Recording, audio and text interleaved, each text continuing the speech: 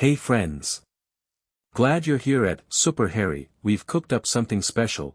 Veela Matriarch detected 1,200 love potions in Harry's blood at age 5 and kidnapped him from Dursley's. Liking and subscribing really helps us out. Okay, story time. Chapter 1. The blood reads wrong. The hospital smelled like disinfectant and old coffee, and Seraphine Delacour had been sitting in the pediatric waiting room for 40 minutes, which was 39 minutes longer than she had patience for. She was here as a consultant. St. Mungo's maintained a quiet partnership with 3 Muggle hospitals across Britain, a legacy program from the 70s, designed to catch magical children who fell through the cracks of the registry system.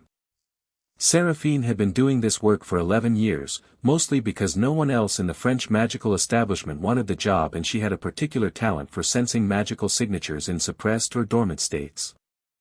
She would come in twice a month, walk the wards in her capacity as a specialist pediatric hematologist, a title she'd had forged in 1987 and had never once been questioned about, scan the children, note anything unusual, and leave. It was quiet work. Important, occasionally. She'd found 6 magical children in 11 years who would otherwise have gone unregistered, unfound, untrained. 6 was not nothing. She stood when the nurse called her name, collected her bag, and followed the woman down a corridor that smelled even more aggressively of antiseptic. The case notes she'd been handed were thin. A boy, 5 years old. Brought in by his aunt and uncle after a minor accident at home. Some bruising.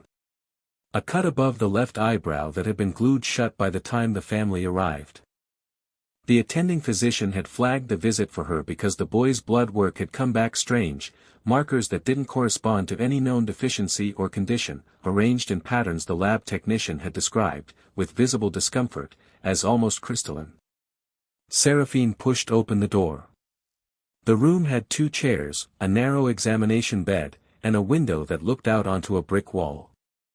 The aunt was sitting in one of the chairs, a large, bony woman with a neck like a startled goose, dressed in clothes that managed to be expensive and joyless simultaneously. The uncle stood near the window with his back half-turned, arms crossed, the posture of a man who wanted to communicate that he had better things to do. Neither of them looked at the boy. The boy was sitting on the examination bed with his legs dangling over the edge, hands folded in his lap. He had dark hair that went in every direction, a plaster above his left eye, and glasses held together at the bridge with a piece of tape. He was very small for 5. His clothes were too big, which Seraphine noted and filed away. He was watching the door, had been watching it, she suspected, from the moment he heard footsteps in the corridor, with eyes that were an uncommonly vivid green and carried in them an expression that did not belong on a 5-year-old's face. Not frightened. Not hopeful. Just watching. Assessing. The way a small animal watches a predator it's learned it cannot outrun, so it's decided instead to simply take note of everything. Mrs. Dursley? Seraphine said. The aunt looked up. Yes. Are you the specialist? We've been waiting quite a while. I apologize for that. She smiled the particular smile she used in Muggle hospitals, warm, professional, calibrated.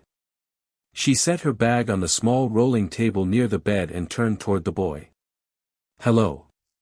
I'm Delacour. What's your name? Harry, the boy said.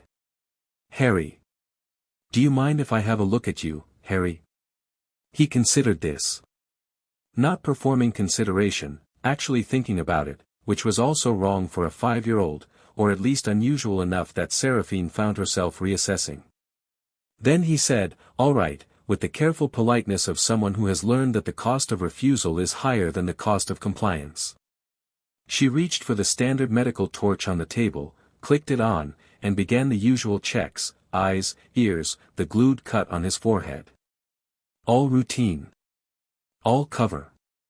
What she was actually doing, beneath the surface of her professional attention, was reaching with the other part of herself, the Veela part, the part that read magic the way some people read weather, instinctive and total, and taking the measure of the boy. She expected something small. A flicker. Children who'd been flagged by the lab techs were almost always minor cases, a touch of accidental magic that had distorted their blood markers, nothing more. What she found instead stopped her hand mid-motion. Seraphine had been born into one of the oldest Veela bloodlines in Europe. She had stood in the presence of Nicholas Flamel. She had attended the funeral of Grindelwald and felt the residual dark magic radiating off the ground where he'd been interred like heat off summer tarmac. She had, on one occasion she did not discuss at dinner parties, been within 20 feet of Albus Dumbledore at the height of his power and felt the wash of it like standing in a strong tide. None of that had prepared her for what was inside this small boy. It wasn't just powerful. It was dense, layered and compressed and vast in the way that geological things are vast, the way a mountain is vast, the way deep water is vast. Like something that had been building for a very long time and had nowhere to go. And wrapped around it, braided through it, saturating every layer she could perceive, she made herself finish the examination. Made herself maintain the professional smile, the calm voice, the routine movements. But her hands were very steady in the way hands become steady when their owner is suppressing something significant. When she straightened up, she said to the aunt, "Could I speak to you and your husband outside for just a moment?" The uncle turned from the window. "Is something wrong?" "Just routine. I want to go over his blood work results with you privately. Age-appropriate conversation." She smiled again. "Harry, do you mind waiting here for just a minute?"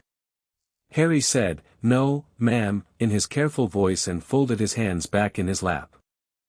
In the corridor, Seraphine stood with her back to the door and looked at the two people who had brought this child in and had not once, in the 10 minutes she'd been in that room, looked at him directly. "His blood work," she said. "Has Harry ever had any other blood tests done? Any specialist appointments?" The aunt blinked. "No. He's perfectly healthy. There's nothing wrong with him. The markers our lab found are consistent with a sustained ingestion of a certain class of compounds." She kept her voice level. "Medical. We see this pattern sometimes in children who've been given certain supplements, herbal preparations, some homeopathic treatments. Things parents give with the best intentions but which can have accumulative effects. Has Harry been given anything like that?" The uncle's jaw tightened. It was very small, that tightening. She might have missed it if she hadn't been watching for exactly that. "No," the aunt said. "Nothing like that. He hasn't had anything unusual. We're very straightforward, normal family. There's nothing strange about us." The uncle said this with the peculiar emphasis of a man reciting a position he has held for a very long time. "Whatever the tests say, it's probably a lab error." Seraphine studied them for a moment. The aunt's hands were clasped too tightly. The uncle was looking at the wall to her left with the careful attention of someone who had made a decision not to look at her directly. "Of course," she said. "Lab errors do happen. I'll have them run again. In the meantime, I'd like to keep Harry for 1 more hour. I want to run a secondary panel, completely standard. The nurse will come and sit with him. You're welcome to wait in the family room at the end of the hall, it's more comfortable than here." She watched them consider this. Watched the aunt glance at the uncle. Watched the uncle do the small, internal calculation of a man who wants very much to leave this building and is being offered a socially acceptable reason to do so without the child. "An hour," the uncle said. "At most." They went. Seraphine stood in the corridor for 3 seconds, then walked back into the room and closed the door and looked at Harry Potter, who was still sitting on the examination bed with his hands in his lap, watching her come back with those ancient, assessing eyes. She pulled the rolling stool from beside the table and sat down on it so that she was at his eye level. She folded her hands on her knee and said, "Harry, I'm going to ask you something, and I want you to understand that whatever you tell me, you are not in any trouble.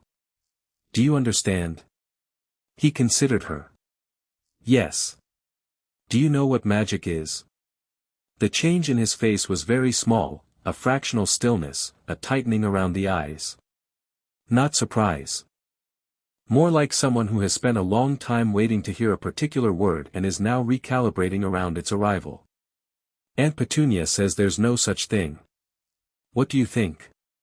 A pause. Then, quietly, things happen sometimes. When I'm scared or angry. Things move. Or I end up somewhere I wasn't.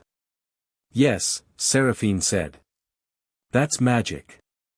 And Harry, you have a very great deal of it. He looked at her. Just looked, for a long moment. Is that bad? He said. No.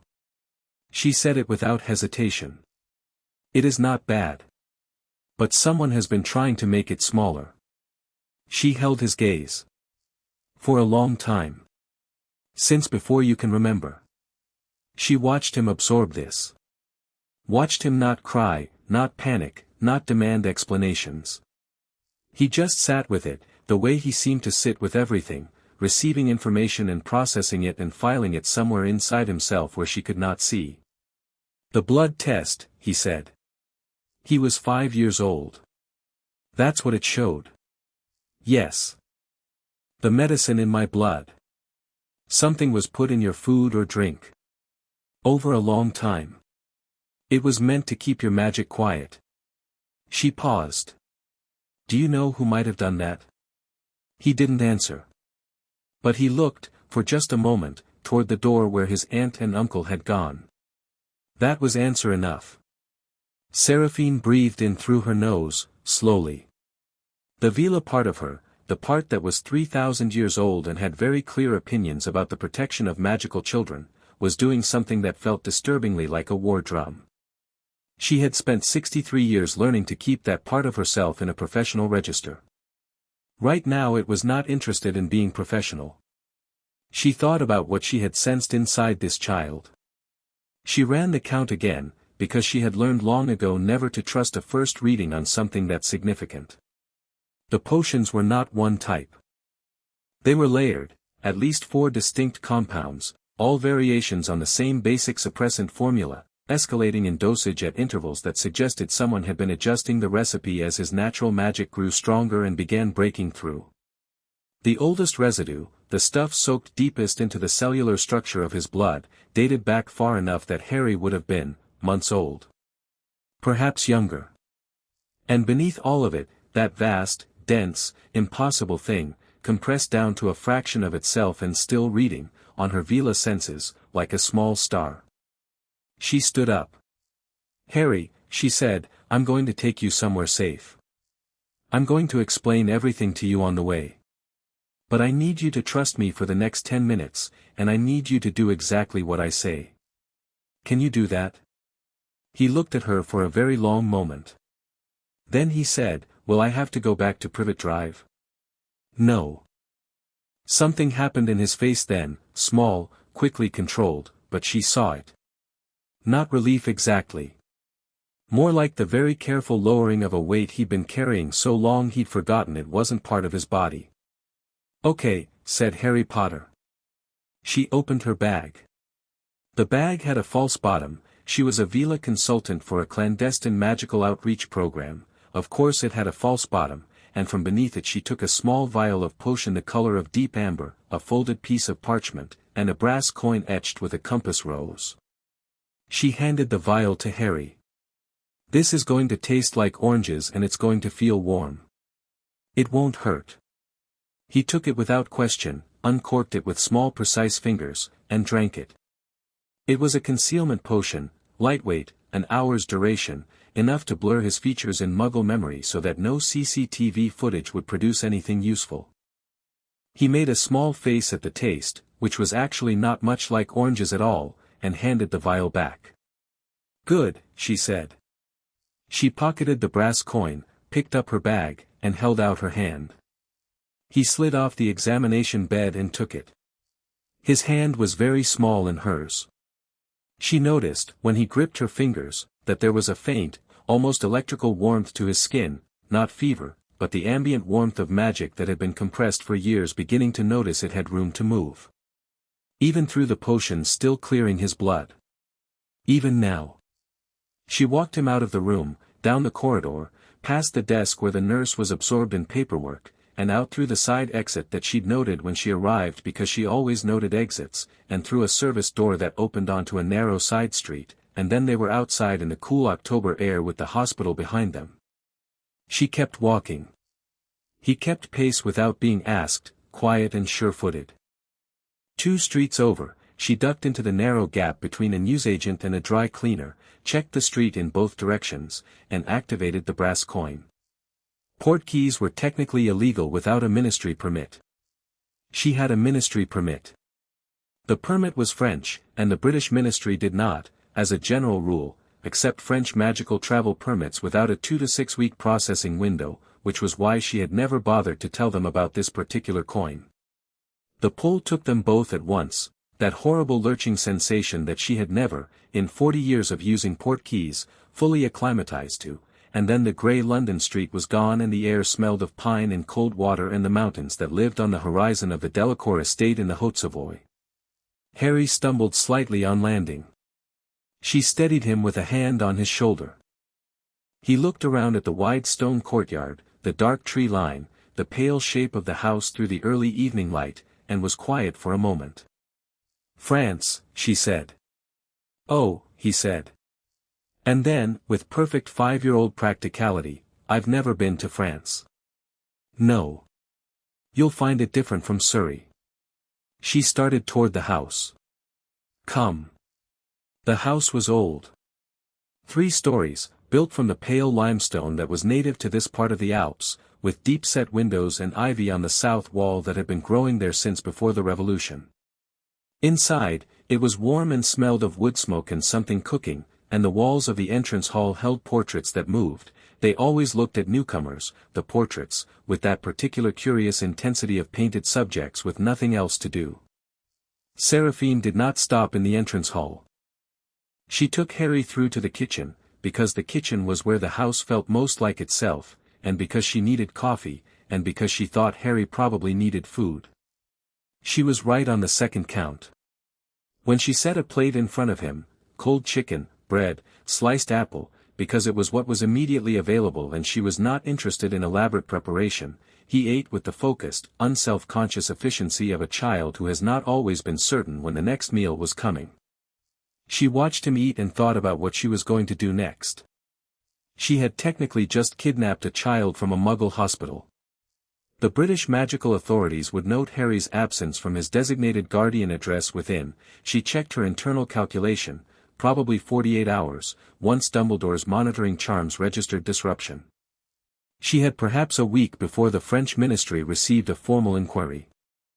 She had a month, she estimated, before anything escalated to actual confrontation, because the British ministry moved like cold treacle through international matters and because Dumbledore would want to handle this quietly. She knew what Dumbledore would want, because she knew what Dumbledore had done. She'd had suspicions for 3 years.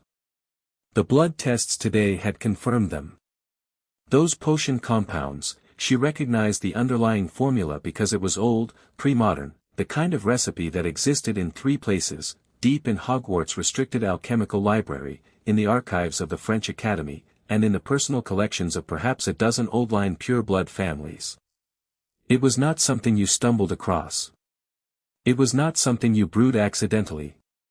Someone who knew exactly what they were doing had been dosing this child with a precision-crafted suppressant since before he could walk. The question of who had access to the boy, who had placed him with the Dursleys, who had structured his entire existence around the idea of keeping him small and quiet and controlled, had an obvious answer. She was going to need to be careful about how she handled that answer. Not for Dumbledore's sake. For Harry's. She was still working through the logistics when the kitchen door opened and Fleur came in. Fleur at 15 was, as she had been at every age, a problem. She was tall, already carrying the full weight of her Veela inheritance, the silver blonde hair, the particular quality of presence that made Muggle boys walk into walls and made Muggle girls feel simultaneously inadequate and enchanted. She was also one of the most naturally gifted witches Seraphine had produced in 4 generations, which she chose to demonstrate primarily through a combination of excessive confidence and a magnificent intolerance for anything she considered beneath her. She was wearing her school robes, which meant she'd been studying, and she was carrying a book, and she looked at the small, dark-haired boy eating chicken at her grandmother's kitchen table with an expression of complete and utter bafflement. "Who," Fleur said, in French, "is that?" "His name is Harry," Seraphine said, also in French. "He's going to stay with us for a while." "Staying with us," Fleur repeated. "You brought home a child?" "Yes." "From where?" "England." Fleur looked at the child, then at her grandmother, then back at the child. Harry, who had looked up from his plate when Fleur came in, was watching this exchange with the calm, alert attention he seemed to give everything. "He doesn't speak French," Fleur observed. "Not yet," Seraphine said. "Grandmère." Fleur set her book on the counter with a particular precision that communicated volumes. "What have you done?" "I've done what was necessary." Seraphine poured herself coffee. "I'll explain everything tonight. For now, will you please show Harry where the guest rooms are and find him something to sleep in?" "He arrived without luggage." Fleur looked at Harry. Harry looked at Fleur. There was a brief, specific moment where two people were taking each other's measure across a kitchen that smelled of wood smoke and roasting garlic, and then Fleur, with the resigned grace of someone who has learned that arguing with her grandmother is a project that does not yield results, switched to English. "Come," she said. "I will show you the room." Harry got down from his chair. He looked at Seraphine. "Thank you for the food," he said, with that same careful politeness. "You're welcome," she said. "Sleep well, Harry." He followed Fleur out of the kitchen. Seraphine stood with her coffee and listened to their footsteps on the stairs and then sat down at the table and began, methodically, to plan. She started with what she knew. Harry Potter, born July 31, 1980. Parents killed October 31, 1981, when he was 15 months old. Delivered to the Dursleys, his mother's Muggle relatives, by Albus Dumbledore personally, in the small hours of November 1, accompanied by a letter she would very much like to read. Famous in the magical world as the boy who survived Voldemort's killing curse. Protected, according to the official account, by the ancient magic of his mother's sacrifice, tied to the blood protection of living with her kin, which meant the Dursleys, which meant that house. For years in that house. For years of potions in his food, careful, escalating, adjusted with the precision of a brewer who knew what they were suppressing and why. For years of the boy she'd just met being made smaller, quieter, less. She thought about what she had sensed beneath the potions. That vast compressed thing. She had scanned hundreds of magical children in 11 years of this work. She had never once sensed anything like that. She had, in her personal history, sensed 3 adult magical signatures that even approached it, and 2 of them were dead and 1 was Dumbledore. Harry was 5 years old. He was suppressed, saturated, drenched, barely a fraction of himself, and he still read like standing next to a small sun. She thought, carefully, about what that meant for what was coming. Then she thought about the aunt's hands, too tightly clasped. The uncle's jaw, tightening. The specific, practice quality of the denial, "There's nothing strange about us." The boy eating with the focused efficiency of a child who has learned not to assume. She put down her coffee and picked up a quill. The first letter she wrote was to her solicitor in Paris, who handled the Delacour family's considerable and occasionally irregular legal matters without asking too many questions. The second was to a contact at Gringotts, a goblin named Sharpax who had managed the Delacour vaults for 30 years and who owed her a favor of the kind that did not depreciate. The third was the most difficult. She sat with a blank sheet for a long time before she wrote it. It was addressed to Albus Dumbledore, and it said, simply, "I have the boy. He is safe. Do not come looking before I have had time to undo what you have done to him. You will have the opportunity to state your position in due course, and I will extend you the professional courtesy of listening to it. But understand that my first obligation is to the child, and my second is to the truth, and you do not presently rank above either." Delacour. She sealed all 3 letters, went to the window, and sent them into the dark with 3 of the estate's owls. Then she stood at the window for a while and listened to the mountains. Upstairs, the guest room Fleur had led Harry to had a view of the tree line and a bed with blankets that smelled of lavender, and Harry sat on the edge of it in a borrowed shirt of Fleur's that came down to his knees and looked out the window at the dark shapes of mountains he had never seen before. Fleur had been unexpectedly efficient, finding the shirt, showing him the bathroom, pointing out the extra blankets in the wardrobe. She'd done it all with the brisk competence of someone completing a task, not unkindly but not warmly either, and at the door she'd paused and said, in English that had a very French shape to it, "If you need anything in the night, my room is at the end of the corridor. You can knock." He'd said thank you and she'd nodded and gone. Harry sat on the bed and looked at the mountains and thought about the things the doctor had told him. The potions. The years of them. He turned this information over in his mind the way he turned everything over, carefully, thoroughly, from all angles. He had always known something was wrong. Not in those words, because he hadn't had those words, but in the way you know things without knowing you know them, in the body, in the persistent low-grade wrongness of existing in a space where your existence is the problem. He'd known that the things that happened around him, the accidental magic, the glass fronts of terrariums dissolving, the hair that grew back overnight, the times he'd ended up on the school roof, frightened his aunt and uncle in a specific way, a way that was different from ordinary fright. Not the fright of something unexpected. The fright of something confirmed. They'd known. All along. They'd known what he was and they'd been doing something about it. That was the shape of it, now that he had words to put around it. He thought about the doctor, Seraphine, she'd said her name was, though she'd introduced herself in the hospital as Dr. Delacour, and how she had sat at his eye level on that rolling stool and said you are not in any trouble and looked at him like she was telling the truth. He had a lot of experience with adults who looked like they were telling the truth when they weren't. He also had a lot of experience with adults who didn't bother with the pretense, just told you plainly that the truth was not something they owed you. She'd been something different. He wasn't sure yet what. He lay back on the bed without getting under the covers. The blanket that smelled of lavender was at his feet.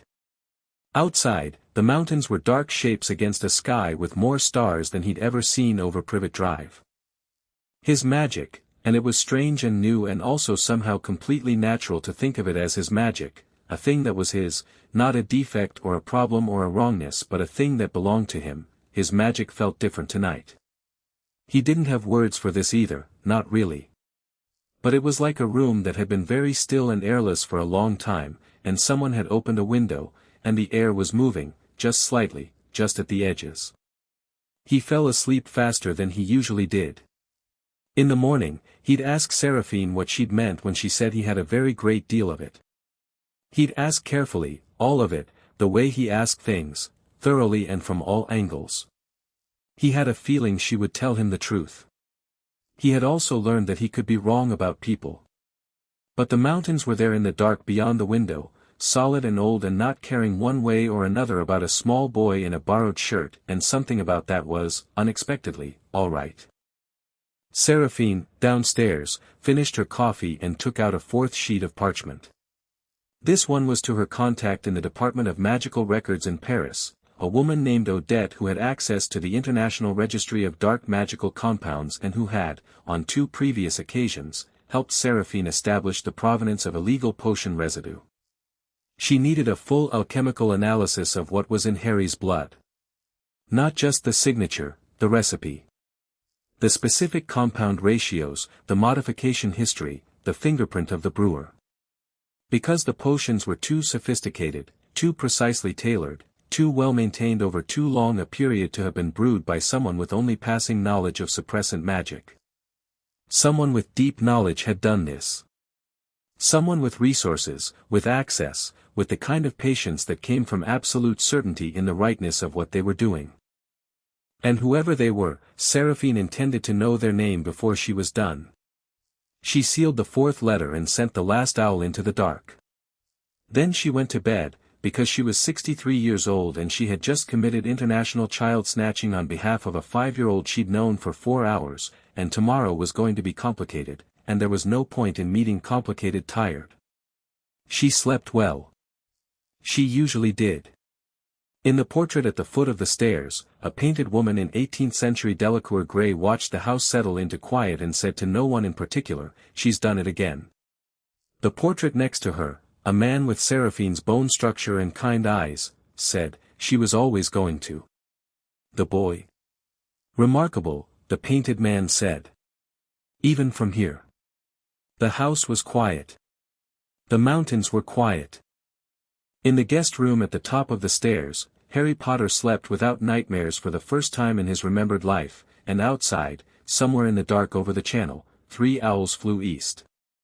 Chapter 2, What the Veela Know. 3 weeks after Harry Potter disappeared from a Muggle hospital in London, a teacup in the Delacour kitchen exploded. Not dramatically. Not in a shower of shards and noise. It simply came apart. One moment it was sitting on the table where Harry had set it down after breakfast, and the next moment it was in pieces, clean fracture lines, as though someone had precisely scored it along its weakest points and then applied exactly enough pressure. The tea inside stayed where it was for a half second, holding the shape of the cup out of sheer momentum, before it collapsed. Harry looked at it. Seraphine looked at it.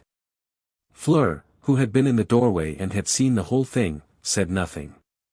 "That's the third one this week," Harry said. "The fourth," Seraphine corrected. "The milk jug on Tuesday." Harry thought about this. The milk jug was different. That was anger. This one I don't know what it was. "It was excess," Seraphine said. She set down her own cup and folded her hands on the table. "Your body is not accustomed to having room. When the suppressants began clearing your system, your magic started looking for channels.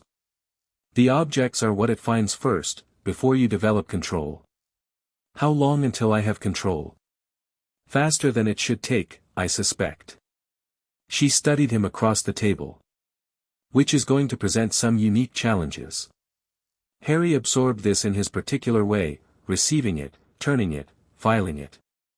Then he said, "Is there something specific I should be doing to help it along?" Seraphine had been teaching him for 2 weeks.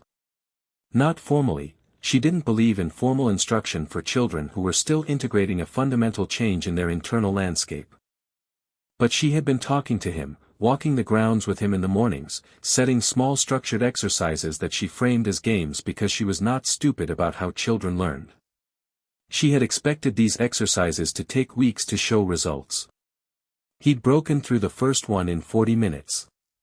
The second in an afternoon. He'd solved the third while she was still explaining it and looked politely uncertain about whether he was supposed to pretend otherwise. The potions had suppressed his power. They hadn't touched his mind. "There is," she said. "But not today. Today I want you to see Odette's report." She slid the parchment across the table. Harry read well for 5, he'd taught himself, she'd gathered, from whatever books he could get access to, which was itself a story she was still extracting in small pieces. He read the first page of the report with the focused stillness he brought to everything, then went back and read it again. "For compounds," he said. "Yes. The first one starting when I was," he paused. "Recalculated. 2 months old. 6 weeks, Odette estimates. Based on the saturation depth in the oldest cellular layer." A silence. Outside the kitchen window, the mountains were doing what they did in late October, presenting themselves in pale gold and grey against a sky the color of a heron's wing, magnificent and entirely indifferent. Harry looked at the parchment rather than the mountains. "It says here the recipe was modified 7 times, he said. "Yes. Because I kept breaking through it." "Yes." He was quiet for another moment. Then, in the same even tone he'd used to discuss the exploded teacup, "They must have been very worried about me." It was not self-pity. It was not bravado. It was the observation of someone fitting pieces into a picture and noting what the picture showed. Seraphine had been watching him for 3 weeks and she still found his self-possession startling, not because it was performed, but because it wasn't.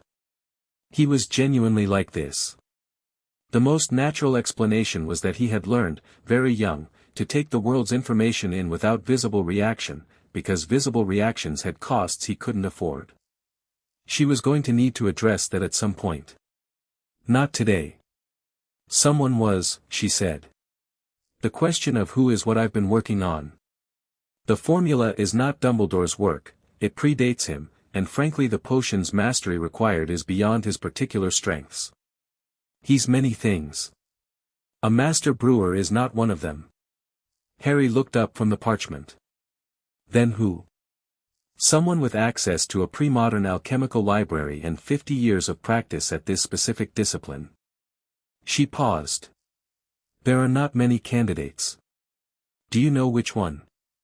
I have a strong suspicion. She held his gaze. When I am certain, I will tell you. I don't deal in strong suspicions when certainty is available. He nodded, accepting this. She had told him on his second day here that she would tell him everything she knew that was relevant to his situation, that she would not manage or edit or soften the truth for his comfort. He had looked at her when she said this and something in his face had gone very still and then very carefully open, and she had understood that this was not a thing he'd been offered before. Okay, he said. What's today's exercise? She stood and pushed back from the table. Come outside. The grounds of the Delacour estate ran for nearly 30 acres before hitting the tree line, and in the mornings, Frost still lay in the grass until nearly 10. They walked out through the back gate, Harry pulling on the coat she bought him in the village 2 weeks ago, dark green, slightly too large, because he was going to grow and she saw no point in replacing it in 3 months, and fell into step beside her.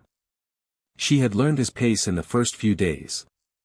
He walked quickly for his size, kept up without effort, and never asked where they were going. Close your eyes, she said, when they'd reached the flat area below the old stone wall.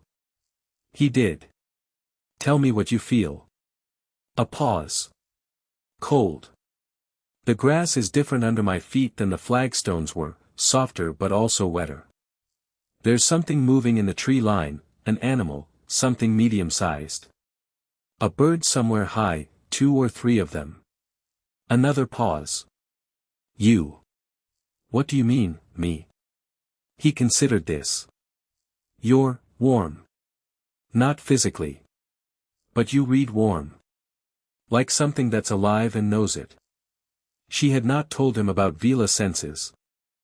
She had not explained that what he was describing was a rudimentary form of magical perception, the ability to feel the ambient signatures of living magical things.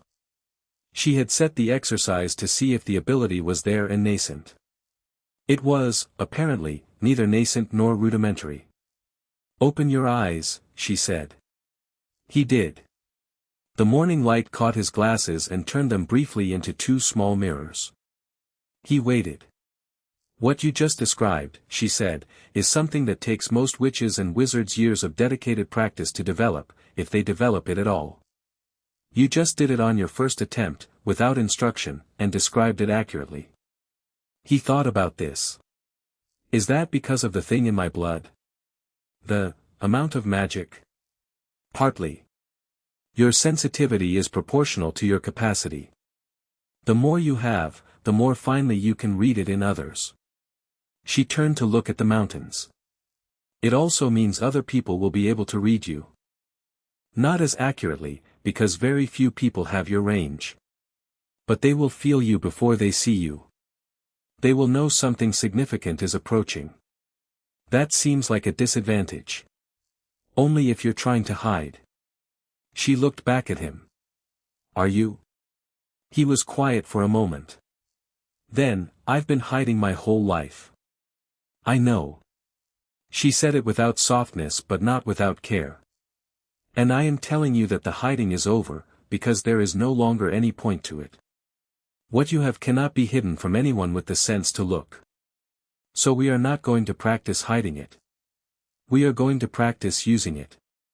He looked at her. Something in his expression shifted. She was learning to read these small shifts, the ones he didn't know he was making. This one was the shift she'd come to think of as recalibration. Him taking in new information and fundamentally adjusting the frame around it. Okay, he said. And then, with the ghost of something that wasn't quite a smile but was in the neighborhood, what do I do with it? For today, she said, you are going to move that. She pointed to a smooth river stone she'd placed on top of the wall that morning, about the size of a fist. Without touching it. Without anger. Without accident. Deliberately, because you chose to, because you know how. You haven't told me how. No, she agreed. I want to see how you work it out. He studied the stone. She watched him study it. He was quiet for 3-4 minutes, not restless, not frustrated, just thinking. Then she saw his head tilt slightly, the way it did when he was paying attention to something internal. The stone moved. Not dramatically. Not explosively. It slid 18 inches to the left along the top of the wall, smooth and controlled, and stopped. He looked at her. Tell me what you did, she said, because she wanted to understand how he was doing this, wanted to map the instincts so she knew how to build on them. I just thought of it like an extension, he said, slowly, feeling out the words. Like if I had a very long arm. And I moved it the same way I'd move my hand. Just, intention. She stood with that for a moment. Most children who moved objects by magic did so through emotion. Accidental magic was almost always emotional in origin. Controlled wandless magic, deliberate and calm, was a significantly different discipline that most adult witches and wizards never fully mastered. Harry had just done it on the first try by instinctively reframing the physical relationship between his intention and the object. Again, she said. Move it back. He moved it back. Now 3 inches forward. 3 inches. Now 6 inches up. The stone lifted off the wall and hung, 6 inches above the surface, perfectly level. Now set it down. It settled back without a sound. He was slightly flushed, the cold air, or concentration, or both. He looked at her and waited. Good, Seraphine said, because she believed in naming things accurately, and that had been, without question, extraordinary. Now we're going to do it for an hour. He didn't complain. He almost never complained, which was something she was making a careful note of because it could mean several different things about a child and not all of them were healthy. She watched him work through variations, different objects, different weights, different distances, and began structuring in her mind what she was going to say to the British ministry when the formal inquiry landed, which she estimated would be Thursday. It landed on Wednesday. The letter arrived while they were at lunch. Fleur, Harry, Seraphine, and Fleur's younger sister Gabrielle, who was 8 and had taken to Harry with the immediate, uncomplicated attachment of a child who doesn't know yet that she's supposed to be complicated about things. Gabrielle had established within the first week that Harry was her preferred reading companion and her first pick for any outdoor project, and that she intended to teach him French, which she was prosecuting with aggressive efficiency. Châtain, Gabrielle said, pointing to the bowl of chestnuts on the table. Châtain, Harry repeated, with an accent that was still English but improving. Myler, she said approvingly. Better. Seraphine took the letter from the ministry owl, read it, and set it beside her plate. Fleur looked at her. Which ministry? British. Seraphine unfolded her napkin. They'd like to discuss the whereabouts of one Harry Potter, a British magical citizen currently under the guardianship of J.E. Parle Français Maintenant, Harry said, to Gabrielle, which was not accurate. He spoke about 40 words of French now, but was delivered with enough confidence that Gabrielle accepted it as aspirational fact. Mr. and Mrs. Vernon Dursley of Surrey, Seraphine finished. Are you going to respond? Fleur asked. Yes. She ate a chestnut. After lunch. The response she sent was 11 pages. It included Odette's alchemical analysis of the potion residue in Harry's blood, a formal documentation of the injuries noted in his hospital file, a copy of the St. Mungo's outreach program protocols that gave her legal standing to intervene in cases of sustained magical suppression of a minor, and a 5-page argument from her Paris solicitor that established, under the International Magical Convention of 1846, that the deliberate potion dosing of an unregistered magical minor constituted a Category 1 magical rights violation that superseded any domestic guardianship agreement. At the bottom, in her own hand, she added, "Harry James Potter is in my care, is safe, is healthy, and is receiving the magical education he was denied for 5 years. I am prepared to discuss the terms of his ongoing situation with any qualified representative of the British magical government who approaches this matter in good faith. I am not prepared to discuss returning him to the people who poisoned him. These positions are non-negotiable." She sent it off and went back inside, where Harry was in the sitting room with Gabrielle, losing to her at exploding snap with every evidence of finding this genuinely entertaining. Fleur was in the doorway, watching them. "You should know," she said to Seraphine, quietly, "that he's letting her win." Seraphine looked at the game. At the careful way Harry played his hand, just slightly too slowly, just slightly too carelessly. At Gabrielle's delighted face. "I know," she said. "He's 5. He's very nearly 6. She studied Harry for a moment. "He is an unusual child. He made the chandelier in the entrance hall spin last night," Fleur said. "I saw it. He walked past it and it just started. He didn't even look at it. I don't think he noticed. He probably didn't." The ambient leakage was still there, still clearing as the potion residue worked out of his system. But ambient leakage at this level, casually affecting large fixed objects in passing, was something most adult witches and wizards couldn't produce intentionally. "Fleur. He has no friends his age. He has had, as far as I can determine, no friends at all. He is adjusting to an enormous amount of change very quickly and he does not always show when he's struggling." She paused. "He likes you." Fleur made a small dismissive sound. "He does. He watches you the way he watches things he finds significant." Seraphine looked at her granddaughter. "You are 15. You can be annoyed by him if you like. But I would appreciate it if you were also kind." Fleur was quiet for a moment. Then, "I didn't say I wasn't going to be kind." In the sitting room, Gabrielle's cards exploded with a crack and a puff of smoke, and Gabrielle shrieked with laughter, and Harry looked up from the smoking cards with an expression that was, unmistakably, delighted, genuine, unguarded, a 5-year-old's delight at a small absurd thing, the first fully unguarded expression Seraphine had seen on his face since she'd found him. She filed that away too. Not for strategy. Just to know it was there, underneath everything else. The British Ministry sent a follow-up on Friday. It was from Dumbledore. She had expected it, and she had given some thought to how she wanted to receive it. She chose to read it alone, in her study, with the door closed. It was long. It was careful. It was, she acknowledged, genuinely eloquent. Dumbledore at his best was one of the finest letter-writers in the magical world, and he was clearly writing this one with full attention. He expressed concern for Harry's well-being. He explained, with measured patience, the nature of the blood protections tied to Lily Potter's sacrifice and the necessity of Harry's residence with blood relatives. He acknowledged, gracefully, that the conditions of that residence had apparently been imperfect and expressed that these would be addressed. He noted the exceptional nature of Harry's magical profile and suggested that his education required careful, tailored guidance from experienced hands, and that he personally would be delighted to assist in establishing a program suited to Harry's unique situation. He did not mention the potions. Not once, in 4 pages of thoughtful, concerned, elegantly constructed argument, did Albus Dumbledore mention the 1147 documented instances of an illegal magical suppressant being administered to a child in his designated care. She read the letter twice.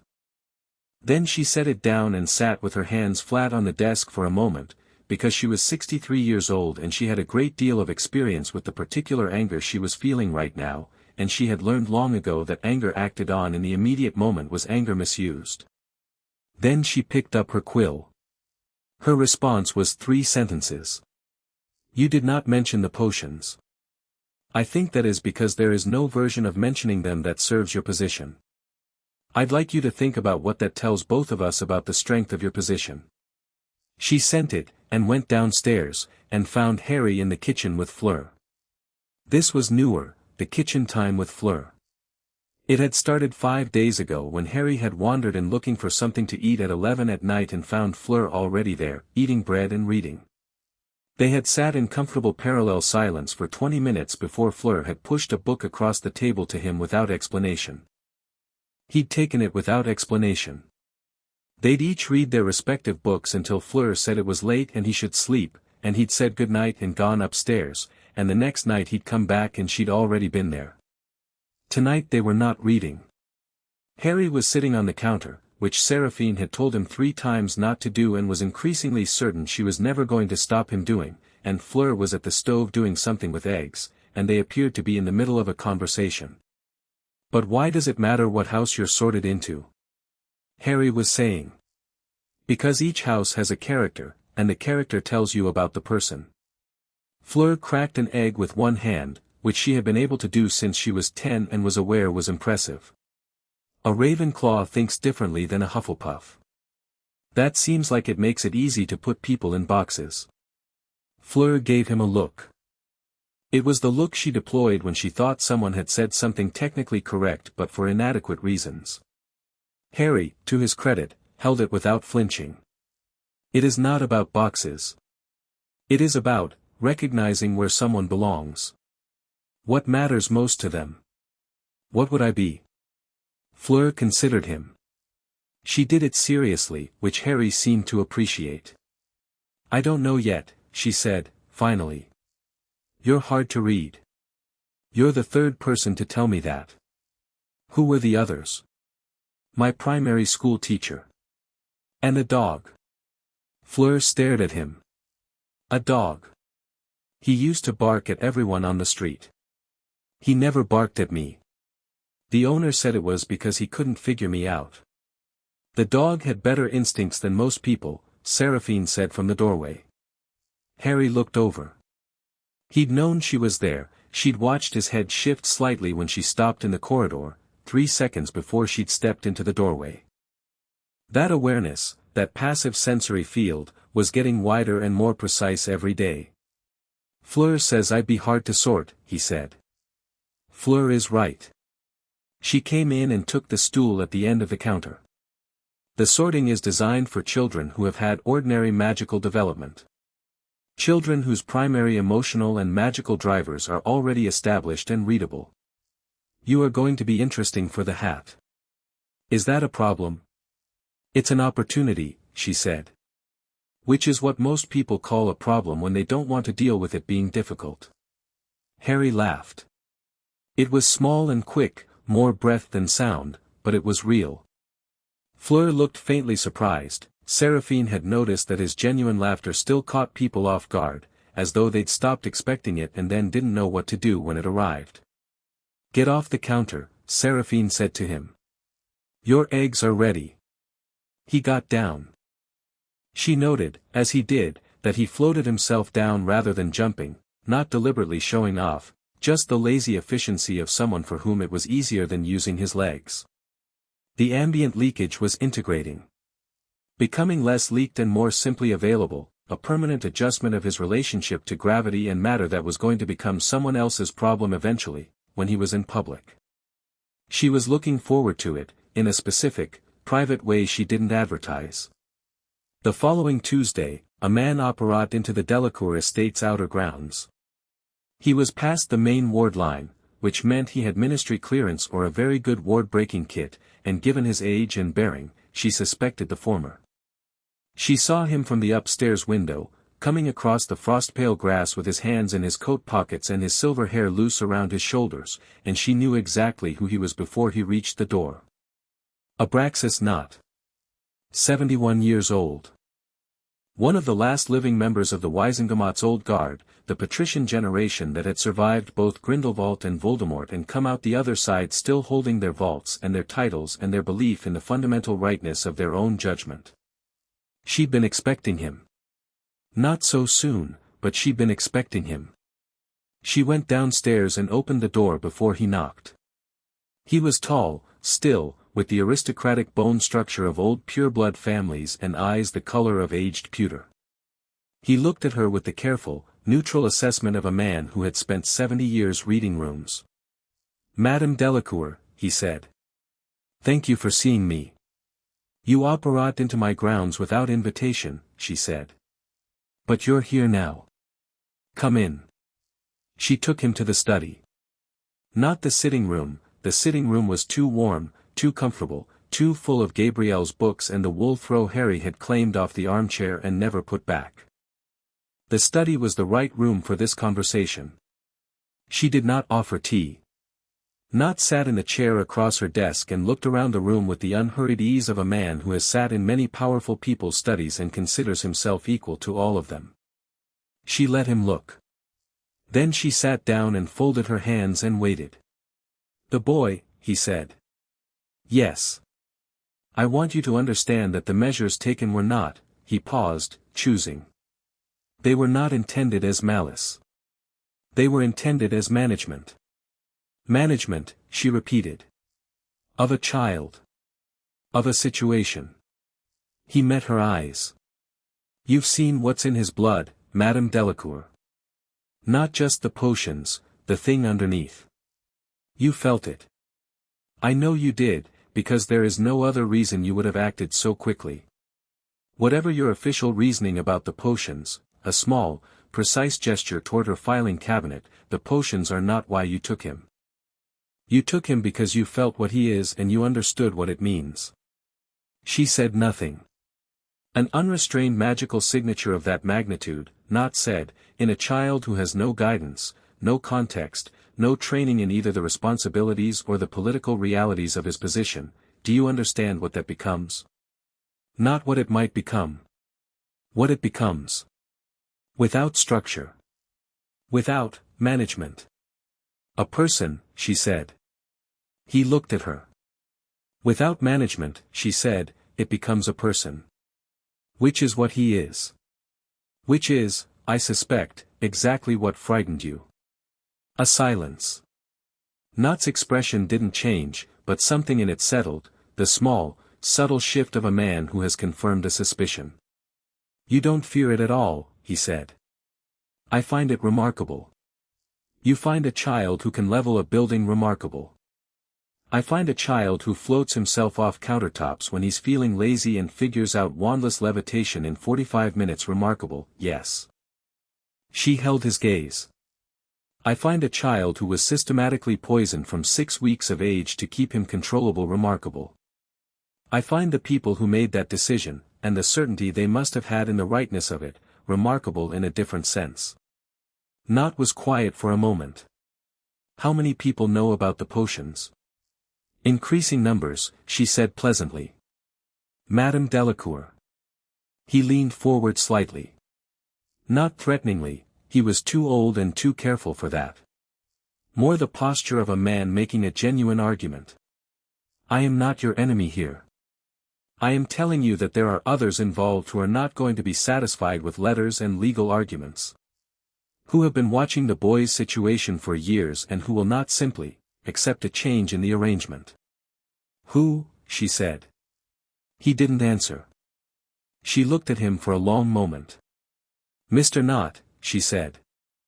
"I appreciate that you came here in person rather than through intermediaries, because it tells me you are serious and not entirely comfortable with what you're doing.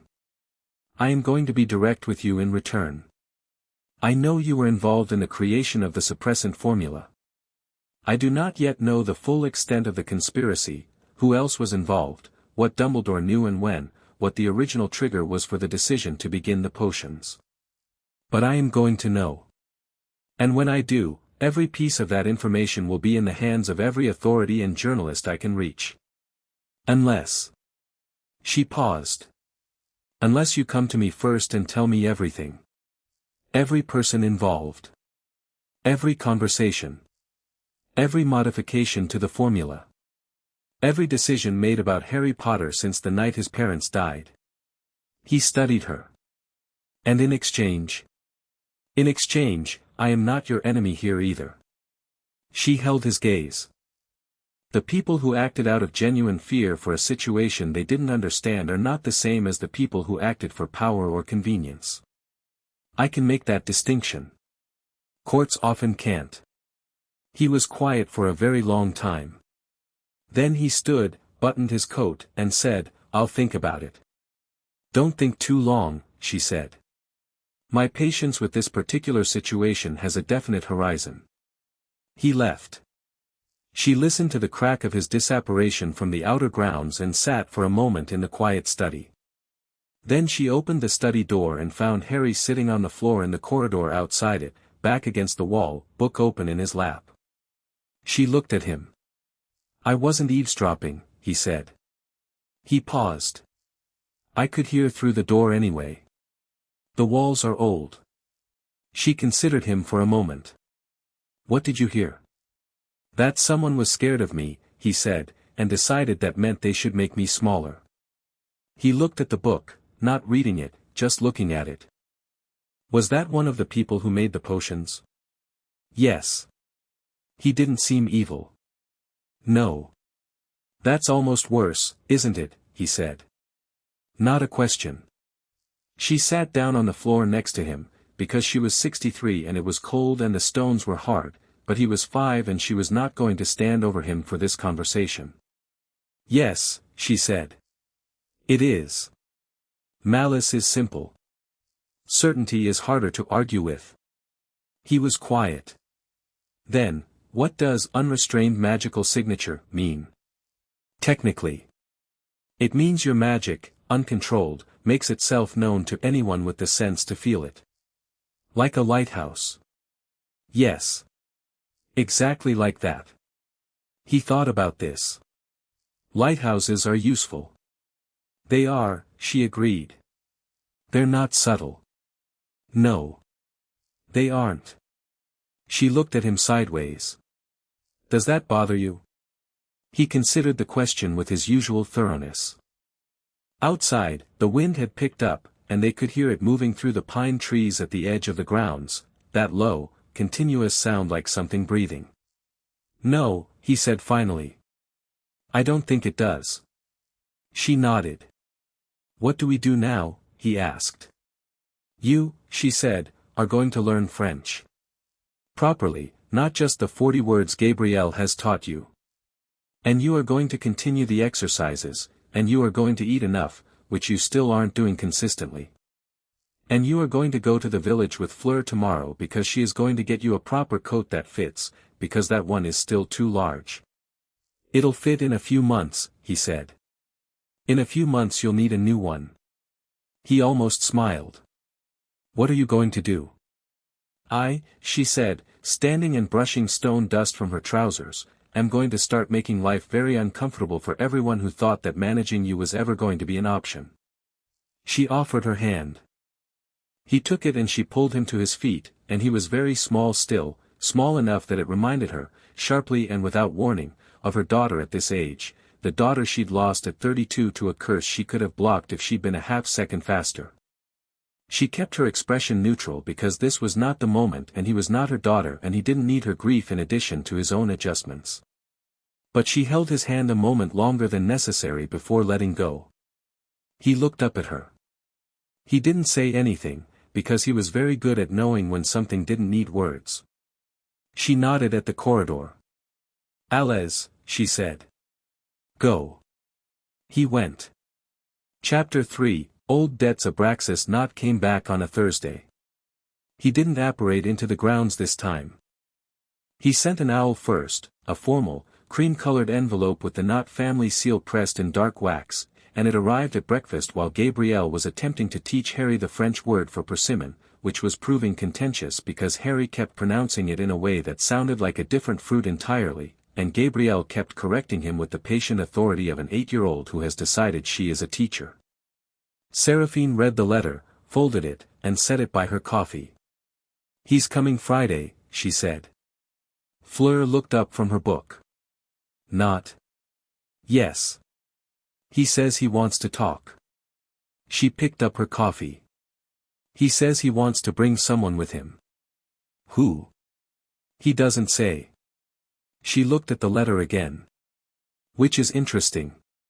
Could be a trap, Fleur said, with the casual strategic assessment of a girl raised in a household where such things were discussed over breakfast.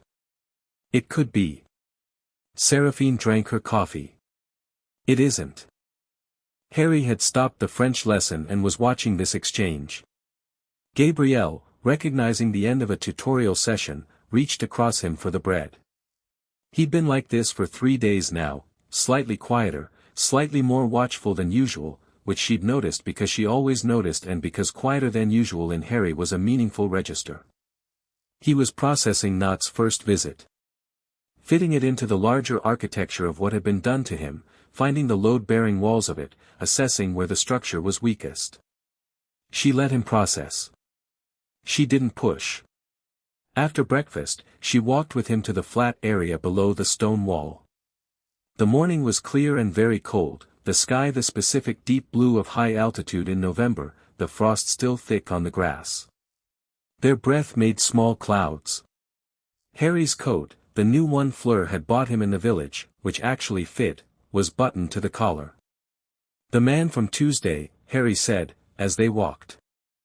Not. He was part of a group. Yes. How many people? I don't know yet. That's what Friday is for. He walked in silence for a moment. Their feet left tracks in the frost. He said there are others who won't accept a change in the arrangement. What does that mean for you? If they decide to do something about it? She looked at him sideways. He was asking about her safety, she realized. Asking it practically, without ceremony, the way he asked everything, but the concern was there underneath the practicality. I am 63 years old, she said, and I have been navigating the political machinations of a European magical establishment since before your parents were born. Anyone who decides to do something about me is going to find that a more significant undertaking than they planned. He accepted this. Okay. A pause. And if they come after me? Then they will discover, she said, with the specific quiet of someone stating an obvious thing, that you are not the same child they've been managing for 5 years. Something in his posture shifted, small, barely visible. She'd learned to watch for it. It was the shift of someone receiving permission. She stopped walking. Harry. Look at me. He did. You are not what they made of you. You are not small, or manageable, or a problem to be solved. And you don't have to act like you are. She held his gaze. I am not asking you to be aggressive or reckless. I am asking you to stop performing smallness for the benefit of people who were wrong about you from the beginning. A long pause. The frost crackled faintly under his feet as he shifted his weight. What if I don't know how to stop, he said. Not self-pity. Just a genuine, honest question. Then we practice, she said simply. The same way we practice everything else. They worked for 2 hours. Not the stone-moving exercises, those were integrated now, smooth and automatic, Harry moving objects with the same casual precision he used to button his coat. Today she tried something different. She transfigured a series of small objects, a pebble into a beetle, a twig into a spoon, a leaf into a coin, and asked him to undo each transfiguration. Reversing a transfiguration required understanding the magical intent of the original caster well enough to disentangle it. It was, theoretically, 5th-year magic. Harry undid the first one in 2 minutes, the second in 90 seconds, and the third in the time it took her to set it down. You're reading my magical signature on the objects, she said. Is that what I'm doing? He turned the coin over, a leaf again now. I can just feel where it wants to go back to. You're using empathic magic. Reading the objects, preference, for want of a better word. She studied him. Do you know how many adult witches and wizards can do that? A few. Almost none. She took the leaf from his hand and set it down. You have been unsuppressed for less than a month. He looked at the leaf. The potions were doing a lot of work. They were. She paused. And they're almost out of your system now. The residue in the deep cellular layers will take another few weeks to fully clear. When it does, it gets bigger, he said. Yes. He was quiet. Then, with the tone of someone checking they understand the scope of something, how much bigger? She told him. He stood with this information for a moment. The frost around his feet had melted, not from body heat, just from the ambient warmth of his magic, which was doing this increasingly often. Small things. The frost. Lights brightening when he came into a room. The chandelier business Fleur had mentioned. Okay, he said, which was becoming his universal response to significant information he was still filing. You're not frightened, she observed. Should I be? Some people would be. He considered the melted frost around his feet. It's mine, he said simply. Why would I be frightened of something that's mine?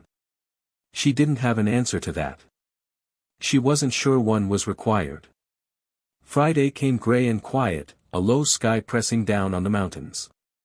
Not arrived at 10 in the morning, on time, through the front gate this time because she'd sent him proper access. He was not alone.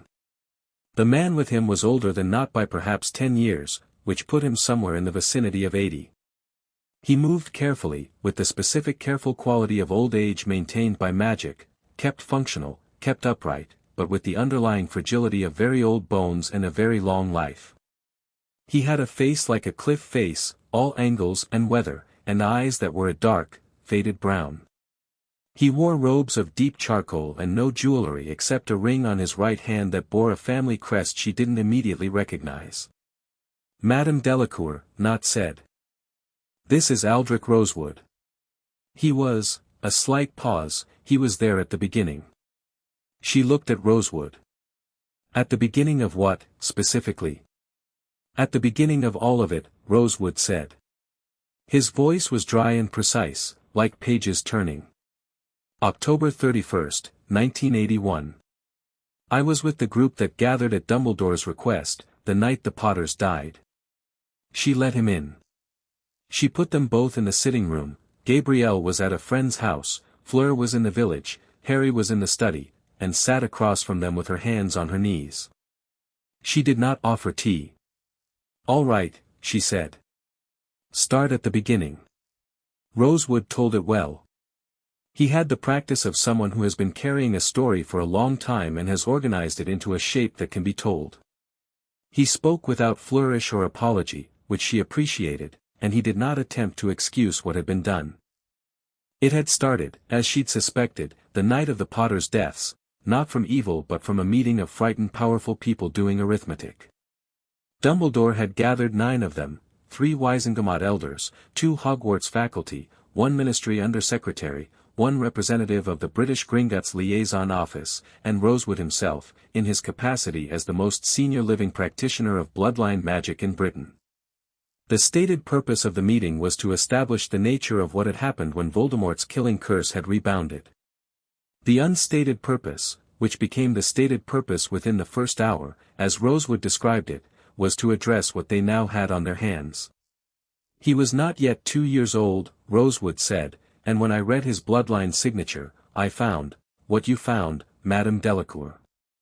What you found with 31 years of additional growth behind it, yes, but the foundation was the same. The shape of it was the same. I had never encountered anything like it in 60 years of bloodline work. And so the decision was made, she said. Not immediately. Rosewood's dry voice. There was significant debate. Several people in that room wanted no intervention at all. They argued that the boy's power was a resource, that it should be cultivated and directed, that with proper guidance, Dumbledore overruled them. A pause. Not shifted in his seat. Dumbledore had his own concerns, Rosewood said carefully.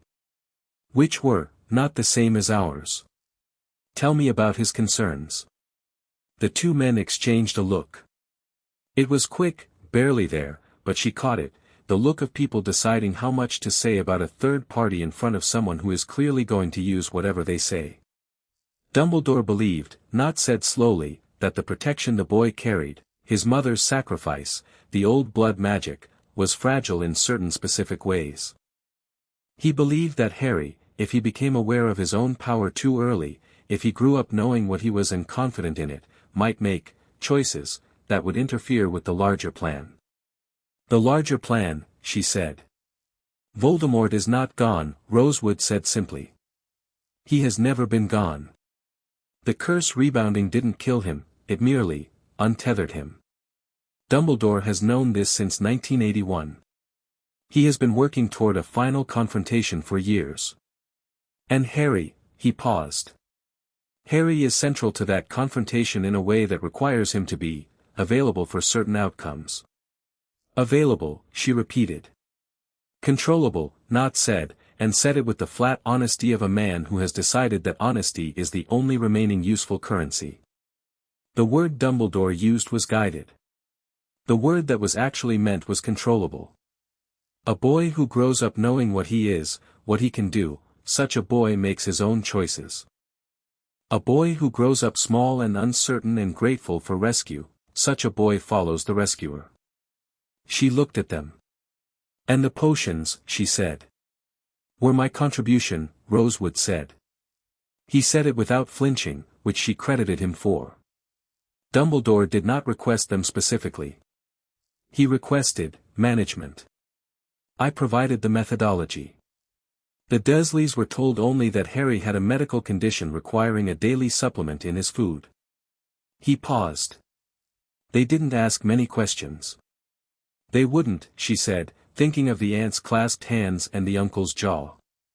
Thinking of the way neither of them had looked at the boy in the hospital room. They were glad of any explanation that made the problem feel like a condition rather than a child. Silence. The low gray sky outside the sitting room window pressed down on the mountains. How many people know about this, she said. Of the original 9, 3 are dead. 2 have, as far as I know, no ongoing involvement or knowledge of specifics. 1 is Dumbledore. Rosewood's careful voice. Not and I are 2. The 9th is the Ministry Undersecretary, Millicent Bagnold, who has since retired and is, I believe, in poor health. So Dumbledore, you too, and possibly Bagnold.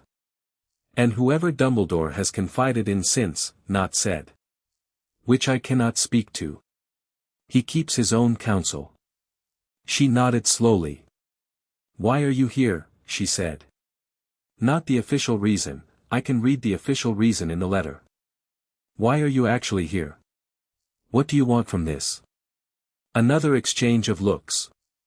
Longer this time. I am 81 years old, Rosewood said. I have done a great many things in my life that I consider correct and a smaller number that I have had cause to reconsider. I want what I did to be undone. Properly. Formally.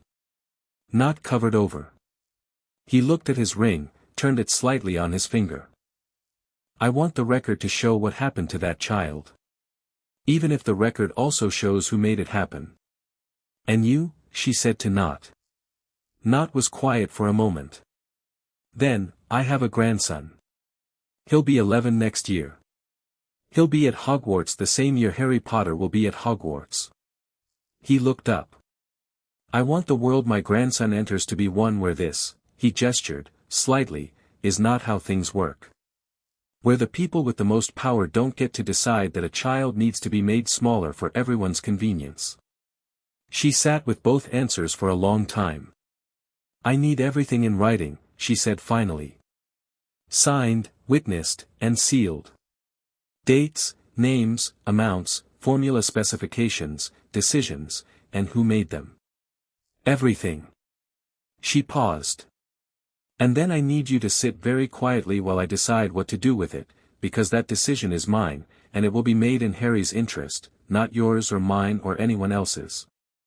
Agreed, Rosewood said, without hesitation. Agreed, Nott said, 1 beat later. She stood. I'll have parchment brought in. She went to the study, knocked once, and opened the door.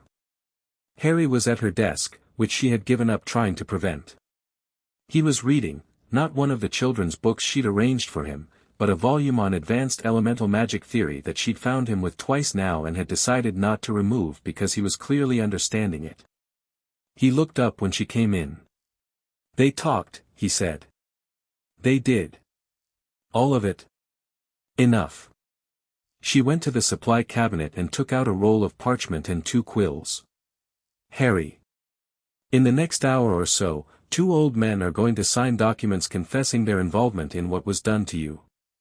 I want you to understand that this is, not the end of the conversation. It is a beginning. The information in those documents is going to take time to use properly, to use in a way that actually changes things rather than just makes noise." "I know," he said. She looked at him. "You're going to Gringotts," he said. It was not a question. She paused. "How did you sent a letter to someone at Gringotts the first night I was here. You mentioned it to Fleur last week. And Rosewood is a bloodline specialist, which means whatever he knows about me is also in my bloodline record, which the goblins hold." He set down the book. "Right?" She stood with the parchment and looked at this 5-year-old child who read advanced magical theory for leisure and who had deduced a 3-step logical chain she hadn't made explicit to anyone. "Yes," she said. "We're going to Gringotts. Next week, if you're willing." "Yes," he said immediately. "You don't know what we'll find." "I know it'll be true," he said. "Whatever it is. Goblins don't have a reason to manage what the record says." "No," she agreed. "They don't." She left him to his book and went back to the sitting room, where 2 old men were waiting to confess, and the low grey skies sat on the mountains, and somewhere in the estate's old stone walls, the magic of the house itself seemed to pull slightly inward, attentive, the way old things sometimes are when something significant is happening inside them. Getting to Gringotts required going to London, which required portkey clearance from the French ministry and a formal notification to the British ministry, which Seraphine handled in a single morning of correspondence with the efficiency of someone who has been navigating bureaucracy since the bureaucracy was young. The British ministry's response was prompt and, between its lines of professional courtesy, clearly anxious. They granted the access. They also, she noted, sent a copy of the notification to Dumbledore's office, which she had expected. She took Harry and Fleur. Fleur, who had asked to come with the simple directness that indicated she was not actually asking. Harry had looked at Fleur when she said this and something in his face had done the small opening thing that Seraphine was increasingly recognizing as how he looked at people he trusted. They portkeyed to a quiet location in Bloomsbury and walked. London in November was grey and cold and smelled of exhaust and winter, and Harry walked beside Seraphine looking at everything with the focused attention of someone who has never properly had the chance to look. He had been to London before. Privet Drive to London was not far, but always in the back of the Desleys' car, always peripheral, always the thing to be managed rather than the person experiencing it. He looked at everything now without the pretense of not looking, and Fleur, walking on his other side, narrated things in a mixture of English and French, her Beauxbatons accent making the city sound more elegant than it was.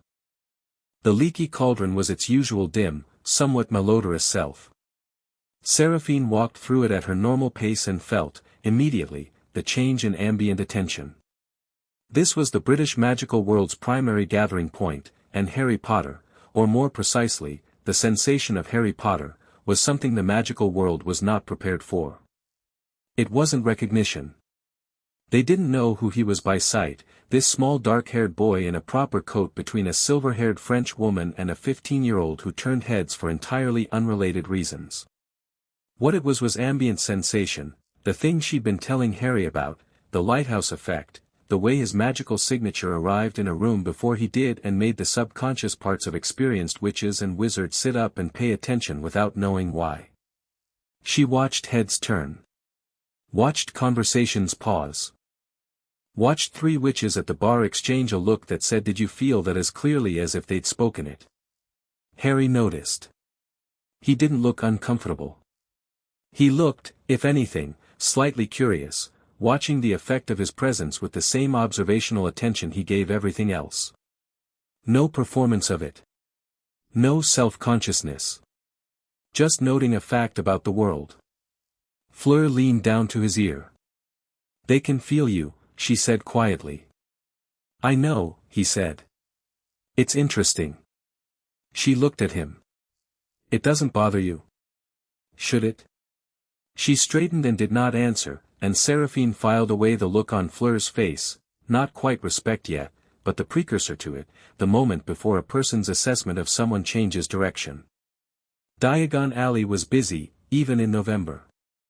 They walked through it quickly. Seraphine had learned to walk at a pace that discouraged casual approach, and reached the white marble edifice of Gringotts without incident. Harry looked up at it. It's bigger than I expected, he said. Everything here is bigger than the first time, Fleur said, which was close enough to wisdom that Seraphine let it stand. Inside, the great hall of Gringotts was all high marble and chandelier light, tellers behind their counters, the ambient sound of official transactions and the particular goblin efficiency that had no patience for the social rituals humans preferred. Seraphine went directly to the side corridor and asked for Sharpax. The goblin at the entrance desk regarded her with the specific expression of goblins who are deciding whether to be obstructive, then dispatched a runner. Sharpax was, by goblin standards, old. Seraphine had known him for 30 years. He had the wide, intelligent eyes of a goblin in full professional confidence and the manner of someone who has managed significant fortunes long enough to have genuine contempt for most of the people who owned them. He looked at Harry. In 30 years of professional association, she had never seen Sharpax look surprised. He was now, clearly and unmistakably, surprised. Madame Delacour, he said. Sharpax. This is Harry Potter. We need a full bloodline audit. Complete, inheritance, vaults, magical inheritance, any outstanding blood debts, any external binding spells or enchantments placed on his person, and a complete record of the Potter and Evans family trust since 1981. Sharpax recovered from his surprise with goblin efficiency, which took approximately 2 seconds. Follow me, he said. The room he took them to was small and lit with steady amber light and smelled of old paper and stone. There was a table, 3 chairs, and on the table a shallow basin of dark liquid that Harry looked at with interest. 3 drops of blood, Sharpax said, sliding a slim silver instrument across the table. Index finger. It won't hurt considerably. Harry took the instrument without hesitation, pricked his finger, held it over the basin. 3 drops fell. The liquid moved. What followed was 45 minutes of the most revealing document Seraphine had ever seen produced from a Gringotts bloodline audit. The Potter vaults, unsurprisingly, were substantial, old money, old magic, generations of accumulation. That was unremarkable. What was remarkable was the layers. The inheritance adjustments. The trusts that had been redirected, the interest that had been accruing in subsidiary accounts under Goblin management rather than going to its rightful recipient, and, most significantly, the record of external magical instruments placed on Harry Potter's person. Sharpax set the list on the table. It was long. 15, Harry said, reading it. His voice was perfectly level. 15 separate enchantments. Placed at different times, Sharpax said, which was as close to editorial commentary as goblins publicly permitted themselves. The earliest placed November 2, 1981. The most recent placed in April of this year. Can you tell us who placed them? Seraphine said. Several are of the Dumbledore signature, Sharpax said. One is Ministry Standard Monitoring. For our bloodline keyed, someone with access to the Potter bloodline records or a significant sample of family magic. 3 are of unknown origin. Harry read down the list. Seraphine watched him read it. He reached the bottom and went back to the top and read the 4th item on the list. Compulsion toward obedience to designated guardian, he read aloud. November 2, 1981. Placed on an infant, Seraphine said, quietly. I thought it would make things easier, Harry said, with no expression at all. Then he looked up at Sharpax. Can they be removed? The goblin accessible ones, yes. Some require the original caster. Sharpax paused. Some require the original caster's death. Fleur made a small sharp sound. Harry looked at her, and his face was quiet. Not cold. Just quiet and very, very settled. Let's do the ones you can do now, he said to Sharpax. And note the rest for the record. Sharpax looked at Harry with an expression that Seraphine, after 30 years, was fairly certain was goblin approval, a rare and specific thing, offered only to people who handled significant information without requiring management. As you wish, Mr. Potter. The removal process took another hour. It involved instruments Seraphine only partially understood, a sequence of incantations and gobbledygook, and Harry sitting very still in the chair with his hands on the table and his eyes open while 8 of the 15 enchantments were carefully, methodically unwound from him. She watched his face throughout. Watched the small, incremental changes, nothing dramatic, nothing loud, but the accumulative effect of something like the gradual brightening of a light that has been turned down for a long time. His posture changed slightly. Something around his eyes changed. It was very subtle and it was very significant. When it was done, Sharpax sat back and looked at Harry with the full weight of his considerable attention. Mr. Potter, he said. I am going to say something which is not standard procedure for a Gringotts audit. All right, Harry said. The Potter family has been a client of this institution for 412 years. The Potter Vault contains resources, financial and magical, commensurate with one of the oldest established magical bloodlines in Britain. You are the last of that line. He paused. Gringotts takes its obligations to bloodline clients seriously. More seriously than some of our clients' other advisors have taken theirs. He looked at Seraphine. We will be watching this situation with interest. I appreciate that, she said. I wasn't speaking to you, Sharpax said pleasantly. He was still looking at Harry. Harry held the goblin's gaze with the complete composure of someone who has just had 8 magical constraints removed from his nervous system and is still sitting upright and paying attention. Thank you, he said. For doing this properly. It is what we do, Sharpax said. On the way out, they passed through the main hall again. The afternoon crowd was thicker now, witches and wizards in from the cold, transactions and conversations and the constant low hum of a financial institution at work. Seraphine walked slightly ahead, Fleur beside her, Harry just behind. She felt the moment he fully cleared the last residue, not from the audit, she thought, but from the combination of the audit and the accumulated weeks of potions wearing off, some final threshold crossed. It was like standing next to something that had been running at partial capacity and had just, quietly, opened up. The ambient magical pressure in the hall shifted. Not dramatically. Not explosively. But noticeably, several tellers looked up without knowing why, and a goblin 3 windows down dropped his quill. Harry kept walking. He didn't seem to register it. Or perhaps he registered it the same way he registered everything, receiving, filing, continuing. Outside in the cold, Fleur looked at her grandmother. That's it, isn't it, she said quietly. That's all of it. No, Seraphine said. The last cellular residue will take another week or 2. But, she looked at Harry, who was watching a street cat sitting on a Gringotts pillar with apparent interest, yes. The significant threshold. Yes. What happens now? Harry looked over his shoulder at them. The cat, Seraphine noticed, had stopped washing its face and was looking at Harry with the alert, assessing attention that animals occasionally directed at very powerful magical sources. We go back, Harry said. He reached out and the cat immediately butted its head against his hand with the total confidence of an animal that has made a decision. He looked at Seraphine. And then we figure out what to do with all of it.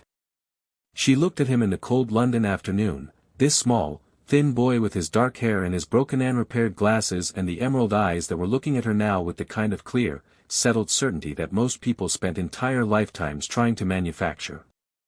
7 enchantments still on him. The 7 that required either the caster or significantly more power than Sharpax had available. Dumbledore's enchantments, all 7. Still there, still wound through him, though she suspected they were considerably less effective than they'd been designed to be, now that everything beneath them had fully woken up. She thought about the letter she was going to write tomorrow. About Rosewood's signed confession and not signed confession, sealed in her study safe. About Odette's alchemical report.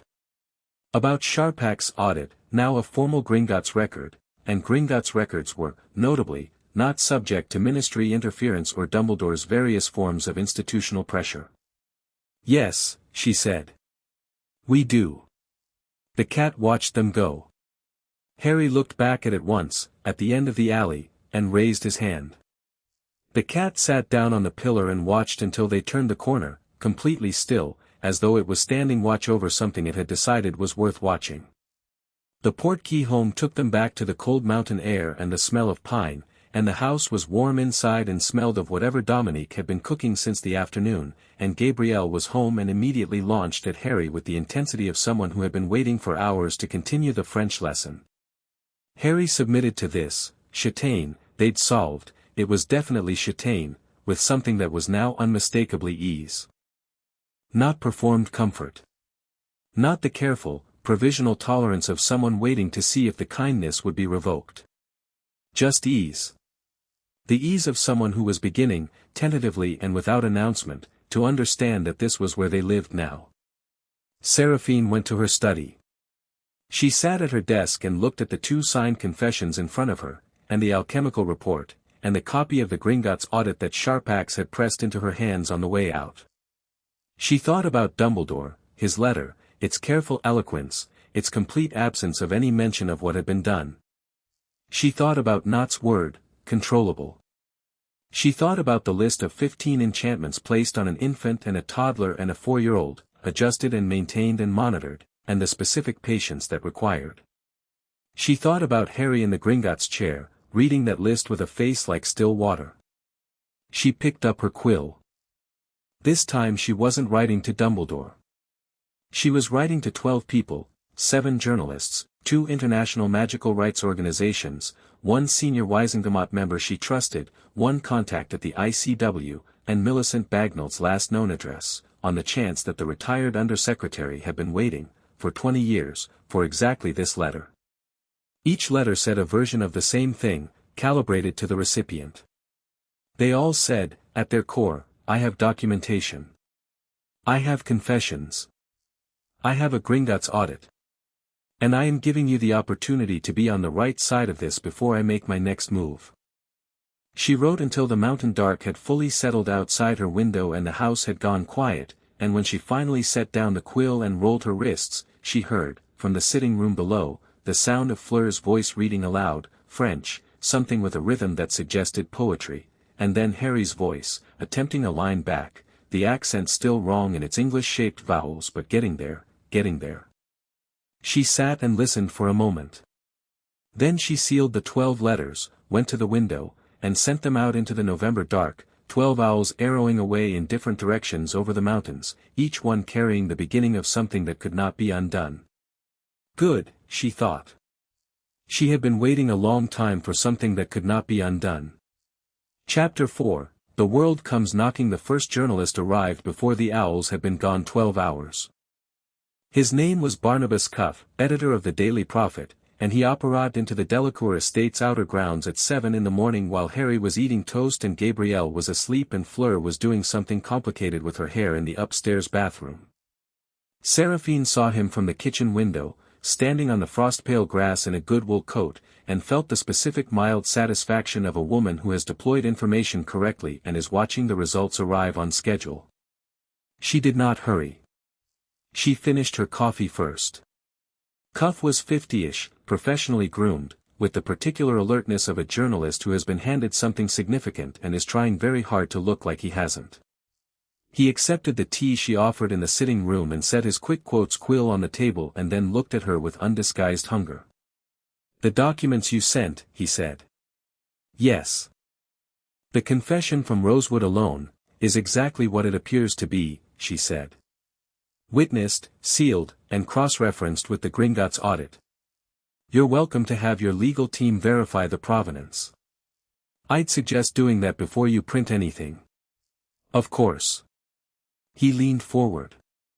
Madame Delacour, the implications here, the suggestion that Albus Dumbledore personally oversaw the deliberate magical suppression of Britain's most prominent, I would suggest, she said pleasantly, that you print precisely what the documents say, and allow readers to draw their own implications.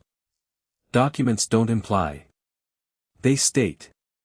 Cuff sat back slightly. Can I speak with the boy? No. Even a brief, no, she said, in the same pleasant tone. He is 5 years old. He is not a story. He is a child. The public has a significant interest. The public's interest in Harry Potter is exactly the problem, she said, not a justification for perpetuating it. You have the documents. You have my statement. You have not statement, which I note he gave you permission to publish. You have enough. She looked at him steadily. Print the truth, Mr. Cuff. The entire truth, not the version that protects anyone's reputation. That is the only version I am prepared to support, and I will notice if you soften it. He went. 2 hours later, the owl from the ICW arrived, followed within the hour by one from the Magical Rights Organization in Brussels, and then one from the Wisengamot member. A woman named Griselda Marchbanks who wrote in a hand so firm it nearly cut through the parchment and said she had suspected something of this nature for years and would Seraphine please call her at her earliest convenience because there were procedural mechanisms available if one knew where to look. Seraphine called her. She was in the study for 2 hours. When she came out, Harry was in the corridor. Good news or complicated news? He asked. Complicated news that is also good news, she said.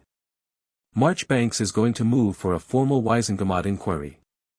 It will take time, these things always take time, but once it's moved, it creates a formal public record that cannot be suppressed or quietly managed. And Dumbledore? She paused. Nothing from Dumbledore yet. Which is more interesting than something would be. Harry leaned against the wall, a posture he'd developed in the past week, the easy lean of someone who has started to take up space without thinking about it.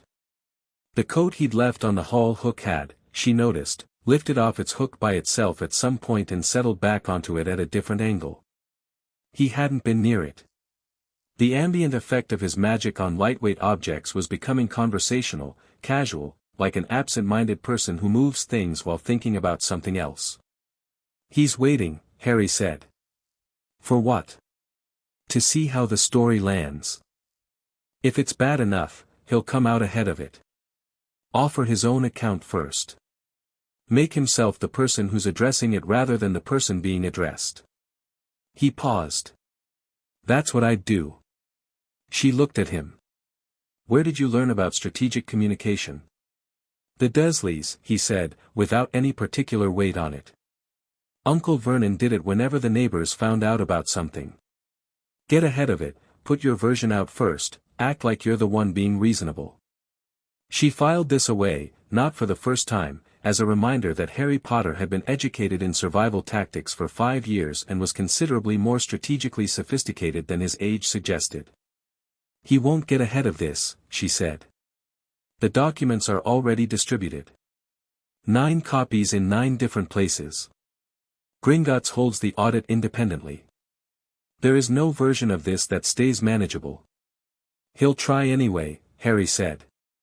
People who are certain they're right always try. She didn't disagree. The Daily Prophet published on Thursday. The headline occupied the entire front page. She read it at the kitchen table while Harry ate porridge across from her and Fleur read over her shoulder and made small sharp sounds at intervals that communicated editorial opinions without requiring words. It was, she had to admit, well done. Cuff had printed the documents essentially in full, with enough explanatory context to be comprehensible to readers who didn't have her background knowledge, and had framed the editorial content as questions rather than assertions. Who knew, and when, and why was nothing done, which was legally safer and also, in practice, more damning. The headline was Harry Potter, What They Did to Him, which was inelegant but accurate. Below it, a secondary headline, Gringotts Audit Reveals 15 Enchantments Placed on Boy Who Lived. And below that, in smaller text, full documentation on pages 2 through 7. Rosewood Statement on page 8. Ministry sources unavailable for comment. They printed all of it, Fleur said. Yes. Even the formula for the suppressant potions. Yes. Seraphine turned to page 3. Which is going to make things uncomfortable for several potions masters who will recognize the technique. Harry had stopped eating. He was looking at the paper with an expression she couldn't immediately categorize, not upset, not vindicated, something more like the expression of someone watching a thing become real that has been abstract for a long time. Is it strange? Fleur said to him, directly, which was newer, Fleur asking Harry direct questions rather than making observations in his direction. Seeing it in the newspaper? A bit, he said. They make me sound very small. You were very small. You still are somewhat small. Fleur, Seraphine said. I don't mean it badly, Fleur said, with the particular defensiveness of someone who genuinely didn't.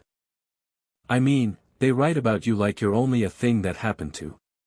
Not a person who's here now. She looked at the paper. It bothers me. Harry looked at Fleur.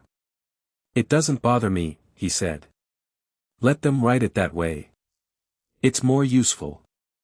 How? Because if they're writing about what happened to me, they're not writing about what I am now. Which means fewer people trying to assess what I am now. He shrugged, a small economical movement. I'd rather be underestimated. Fleur stared at him for a moment. Then she sat down across from him and picked up her own copy of the paper and read it with the focused, critical attention she brought to everything. The ministry's response came that afternoon. Not a letter, an actual person. 2 actual people, in fact, which was the ministry's way of communicating seriousness without deploying anyone important enough to constitute a concession.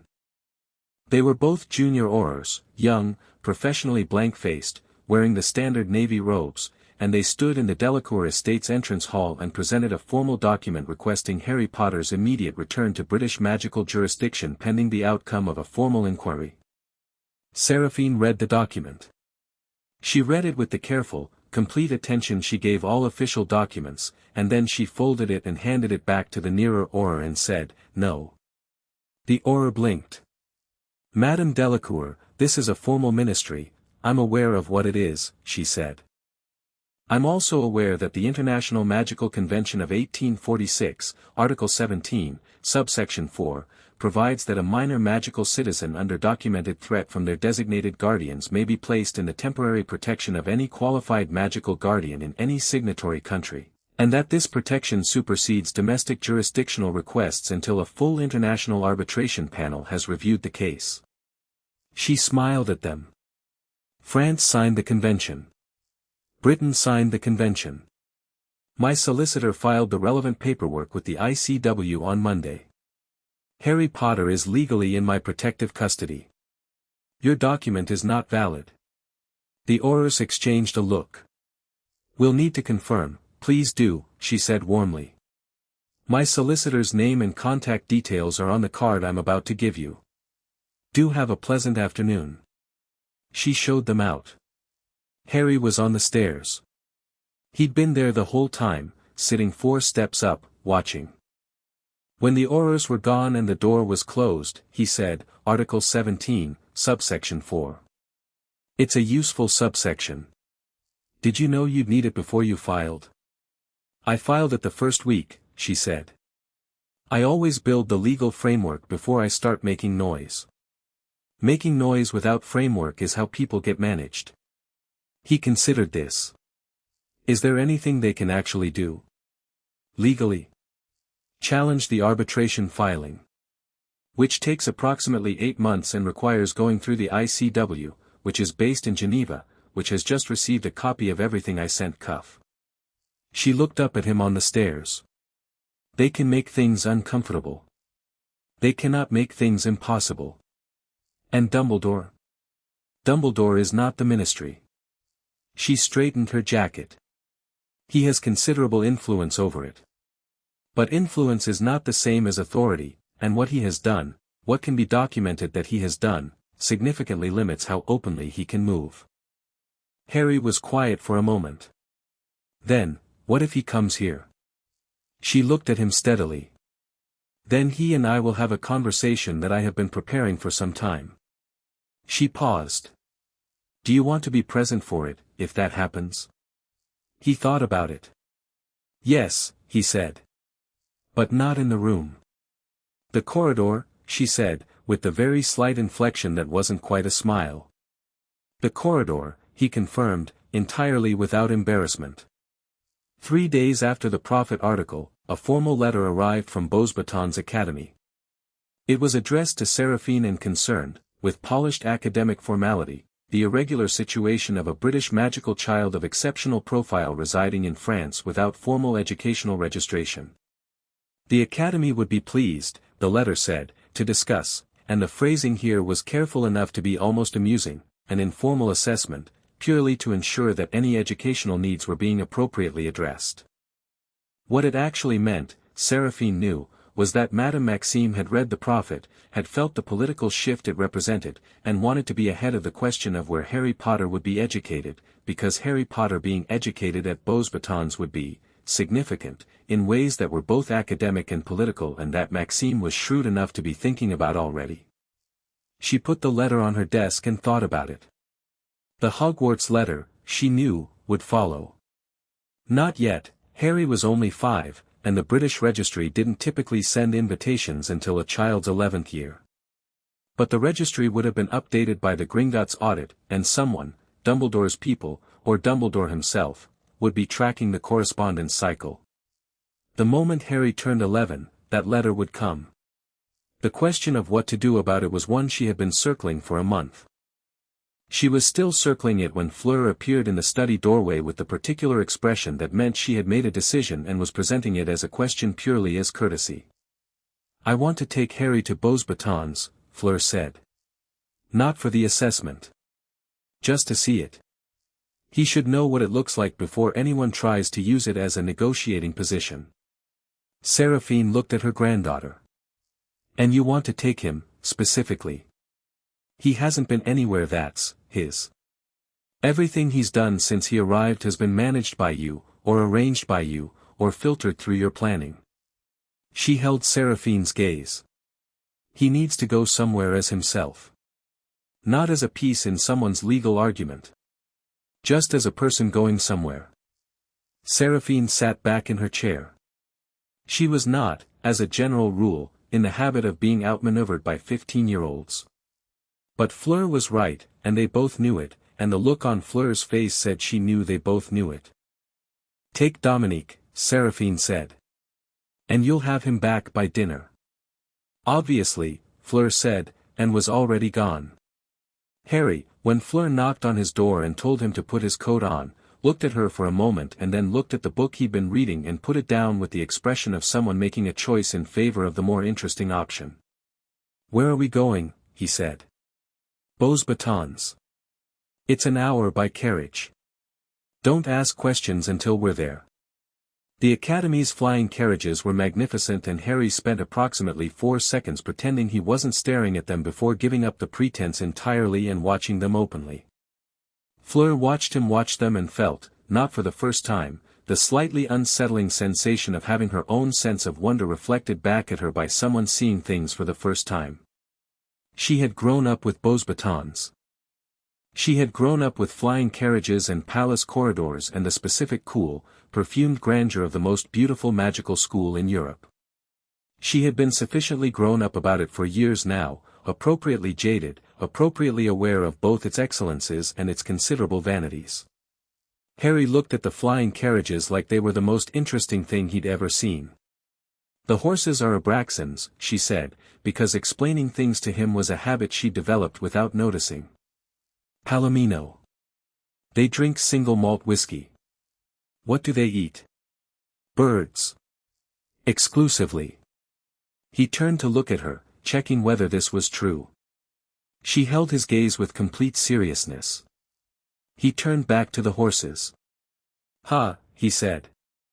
The grounds of Beauxbatons in November were frost-touched and still stunning, wide pale stone terraces, formal gardens gone to winter skeleton, the palace itself rising pale gold against the afternoon sky.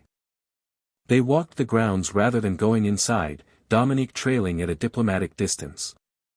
Harry walked with his hands in his coat pockets and looked at everything, and Fleur told him things, the history of the academy, its founding 300 years after Hogwarts, the differences in magical methodology between the French and British schools, the way Beauxbatons prioritized elegance and precision where Hogwarts apparently prioritized. She paused here, effort. "That sounds like something Beauxbatons students say about Hogwarts," Harry said. "It is something Beauxbatons students say about Hogwarts. It is also true. Have you been to Hogwarts?" "No. My grandmother has. She says it smells of old stone and ambition, and that the staircases move in ways that are not structurally defensible." Harry looked at the palace. "Which would you rather go to?" She considered this seriously, because he asked things seriously and she'd found she answered him the same way. "Beauxbatons is where I belong," she said. "But I think," she paused, feeling out an honest answer, "I think Hogwarts would be more interesting. In the way that unpredictable things are interesting." "Is that why you think I should go there?" She looked at him sharply. "I didn't say you should go anywhere. You told your grandmother I should go somewhere that's mine," he said. "Not somewhere that's part of someone's argument. And then you brought me to a school." She opened her mouth and closed it again.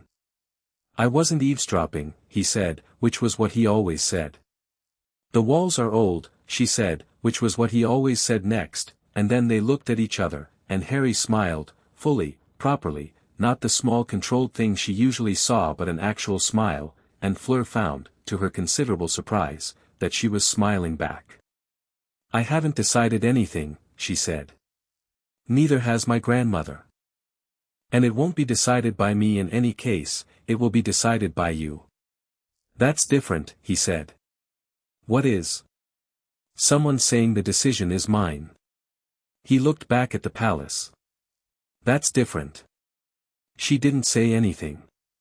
There was nothing to say to that wouldn't be either inadequate or excessive, so she just stood next to him and they looked at the Beauxbatons palace together in the November cold.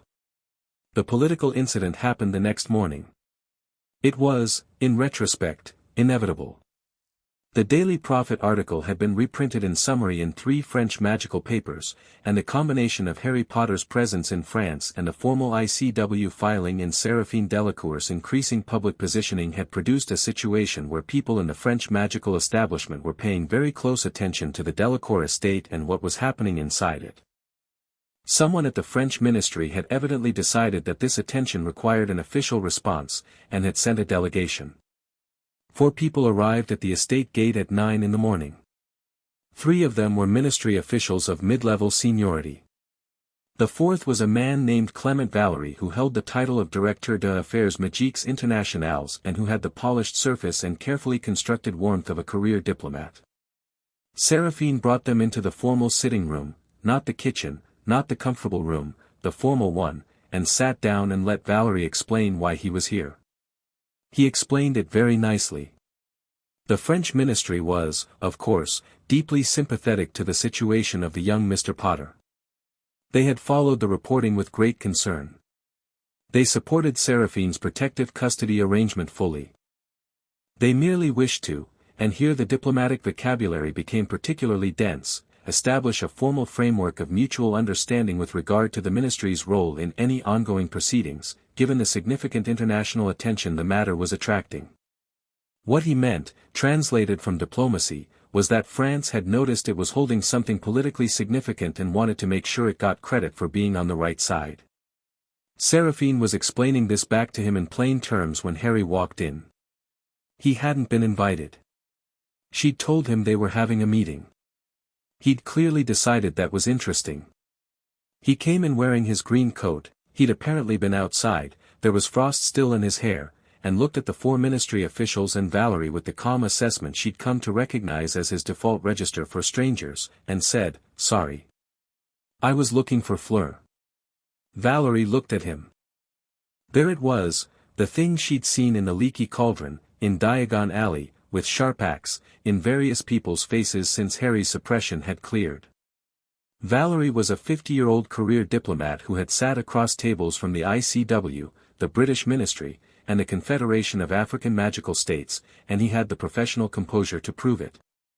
He looked at Harry and for just a fraction of a second, something moved across his face that was not composure at all. Then he collected himself and stood and extended his hand with the warmth of a man deploying warmth strategically. "Mr. Potter. It is an honor." Harry looked at the extended hand. Shook it. "Hello," he said. "I am Clement Valery. I work for the French Ministry of Magic. We were just discussing how best to support your situation." "I know what the ministry is," Harry said pleasantly. "My guardian explained it on my first week here. Along with the British Ministry and the ICW and how they relate to each other." Valerie glanced at Seraphine. She kept her expression neutral.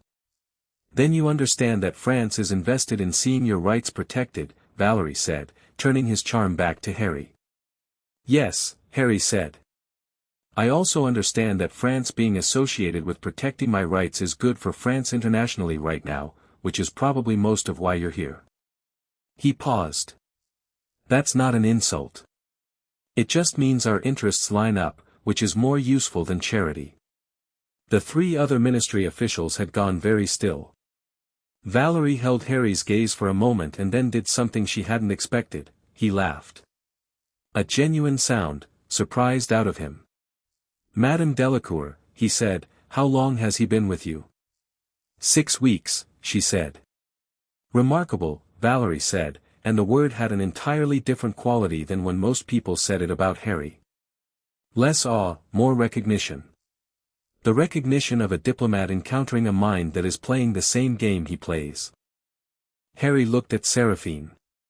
She gave him the small nod that meant "You've done enough, let me handle the rest." He gave a fractional nod back. "I was looking for Fleur," he said again, to the room, and left. The meeting concluded 40 minutes later with Valerie agreeing, in writing, to the French ministry's formal support of the ICW filing and the provision of a French magical legal team to work alongside Seraphine's Paris solicitor. He also, on his way out, stopped at the entrance hall and looked at Seraphine with genuine curiosity. "Where did he learn to read a room like that?" he said. "Necessity," she said. Valerie shook his head slowly. "He's going to be, yes," she said. "He is." He left. She stood in the entrance hall and heard, from the kitchen, Harry's voice and Fleur's voice and the sound of something being moved on the stovetop. She went upstairs to her study and found, on her desk, the letter she'd been expecting for 3 days. It was from Dumbledore. Not a long letter this time. 2 paragraphs. The first offered, with dignified restraint, his perspective on recent press coverage and its tendency toward, the phrase he used was sensationalism without context, which was extraordinarily bold given the context was signed Confessions. The second paragraph said that he would like to visit, at Seraphine's convenience, to discuss Harry's future in a spirit of collaboration and mutual concern. She read it twice. Then she took out her quill and wrote back, and this time the letter was long, not defensive, not angry, just long.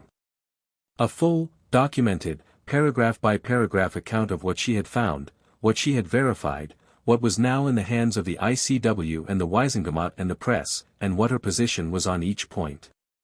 She wrote it as she wrote everything important, with precision, without cruelty, and without leaving him any room to redirect or reframe. At the end she wrote, "You are welcome to visit on Saturday at noon. I will hear what you have to say. Harry will not be present for the conversation, but he will know everything that is discussed. I want to be clear about that before you arrive. I keep nothing from him that concerns him. That is a non-negotiable term of any relationship with this household, and if you are coming here to find a way to manage the narrative around what has been done to him, I'd suggest you use the time between now and Saturday to reconsider your approach. She sealed it and sent it. Then she went to the window. The mountains were doing what they did in late afternoon, the peaks going rose gold in the last light, the valleys already in shadow. Below, in the garden, Harry and Fleur were outside, Fleur sitting on the stone wall, Harry on the ground near it, and they were talking, and the warm amber light of the lowering sun was catching the frost on the grass and turning it briefly brilliant. Harry was gesturing at something. Fleur was watching him gesture with the focused, unsentimental attention she gave things she found genuinely interesting. As Seraphine watched, Harry reached out a hand and a small stone from the garden wall lifted off and turned slowly in the air between them, the way she sometimes found him doing when he was in the middle of explaining something and wanted a prop. Fleur watched the turning stone. Said something. Harry said something back and the stone dropped back to the wall. He was laughing again. Properly this time, the unguarded kind. Fleur was not quite laughing, but there was something in her posture, the forward lean of someone who is entirely engaged, that was its own kind of openness. Seraphine watched them from the window. Something that had been tight in her chest since the hospital in London, that Veela bone-deep response to a child in danger that had been running at a continuous low register for 6 weeks, eased, fractionally. Not resolved. Not over. Saturday was coming. The Wisingamot inquiry was coming. The international arbitration was coming. Dumbledore's visit, which she would handle, and whatever came after it, which she would also handle. 7 enchantments still wound through Harry that she didn't yet have the mechanism to remove. And Harry himself, the vast, still clearing, still expanding thing inside him, the lighthouse that couldn't be hidden, the power that people had spent 5 years and 1147 doses of suppressant trying to make small. That was coming too, the full emergence of it, and she did not know exactly what it was going to look like when it arrived, but she was fairly certain it was going to be one of the most significant events in the British magical world in 30 years. All of that was coming. But in the garden below, a small boy was laughing in the cold November light, and the frost glittered where his feet had melted it, and the stone on the wall where he'd set it down was still faintly warm. She stepped back from the window and went to make coffee.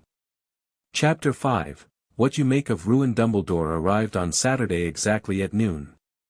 Seraphine was at the front gate when he came through it, which she had timed deliberately, because there was a specific advantage in meeting powerful people on open ground rather than in rooms, where furniture and walls created their own geometry of authority. He came on foot from the apparition point at the estate boundary, walking with the unhurried pace of a man who has spent a century being the most significant person in every room he entered and has stopped noticing the effect. He was, she had to concede this, in the private accounting of her own perceptions, extraordinary. Even now. Even knowing everything. He was tall and silver-haired and wore robes the blue of deep water, and he carried himself with the particular gravity of someone for whom power had become simply a fact of existence rather than something performed. His eyes, behind their half-moon spectacles, were very blue and very attentive and managed the impressive trick of radiating warmth and assessment simultaneously.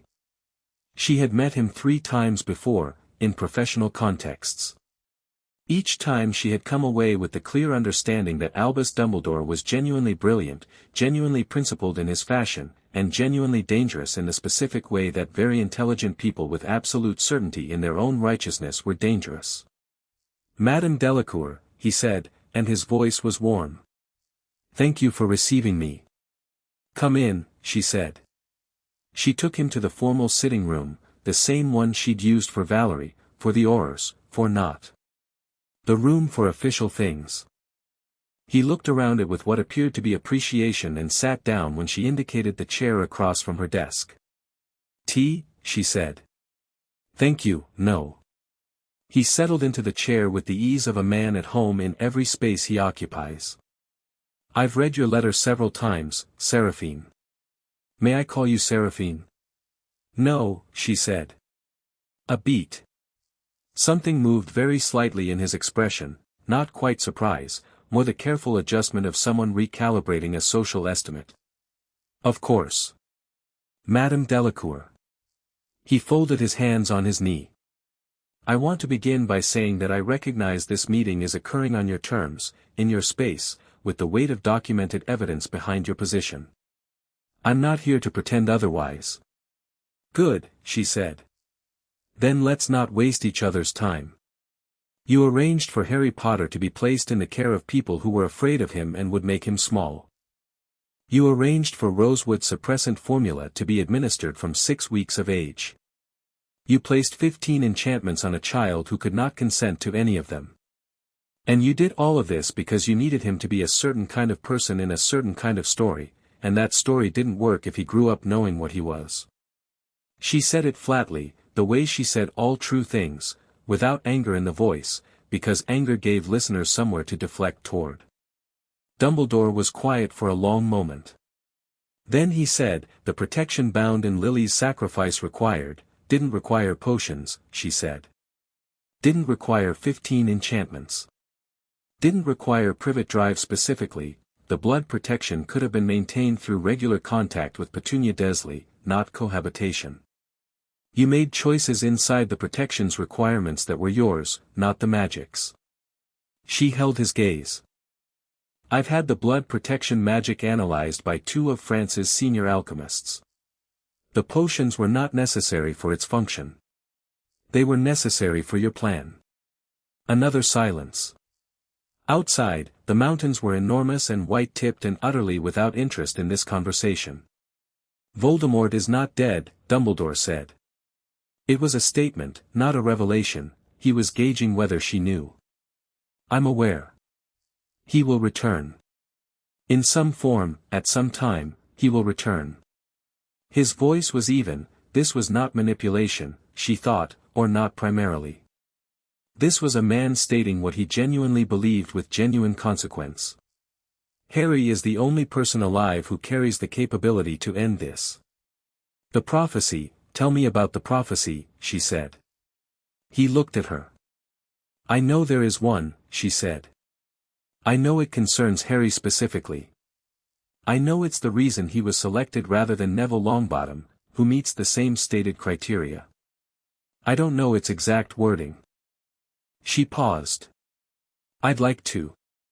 A very long pause. She watched Dumbledore weigh the options available to him, and she watched him identify that all of the options currently available were variations on the same basic situation, and that the situation did not favor him. He recited it. She listened to it from beginning to end without expression. Then she turned it over in her mind, the way she turned everything over. The one with the power to vanquish the Dark Lord approaches, born to those who have thrice defied him, born as the 7th month dies, and the Dark Lord will mark him as his equal, but he will have power the Dark Lord knows not, and either must die at the hand of the other, for neither can live while the other survives. The power the Dark Lord knows not, she said. Yes. You believe that's love. Lily's sacrifice. The magic she left in his blood. I do. And you believe that a boy who grows up confident in his own power, who knows what he is and is not afraid of anyone, has, used up this quality somehow. Become less capable of it. Dumbledore's expression shifted very slightly. You believe it more reliably, she said, watching his face, in a boy who has suffered. Who is hungry for guidance. Who will follow the person who rescues him. She stopped. That is the most cynical possible reading of your own theology, Albus. The name slipped out because she was angry.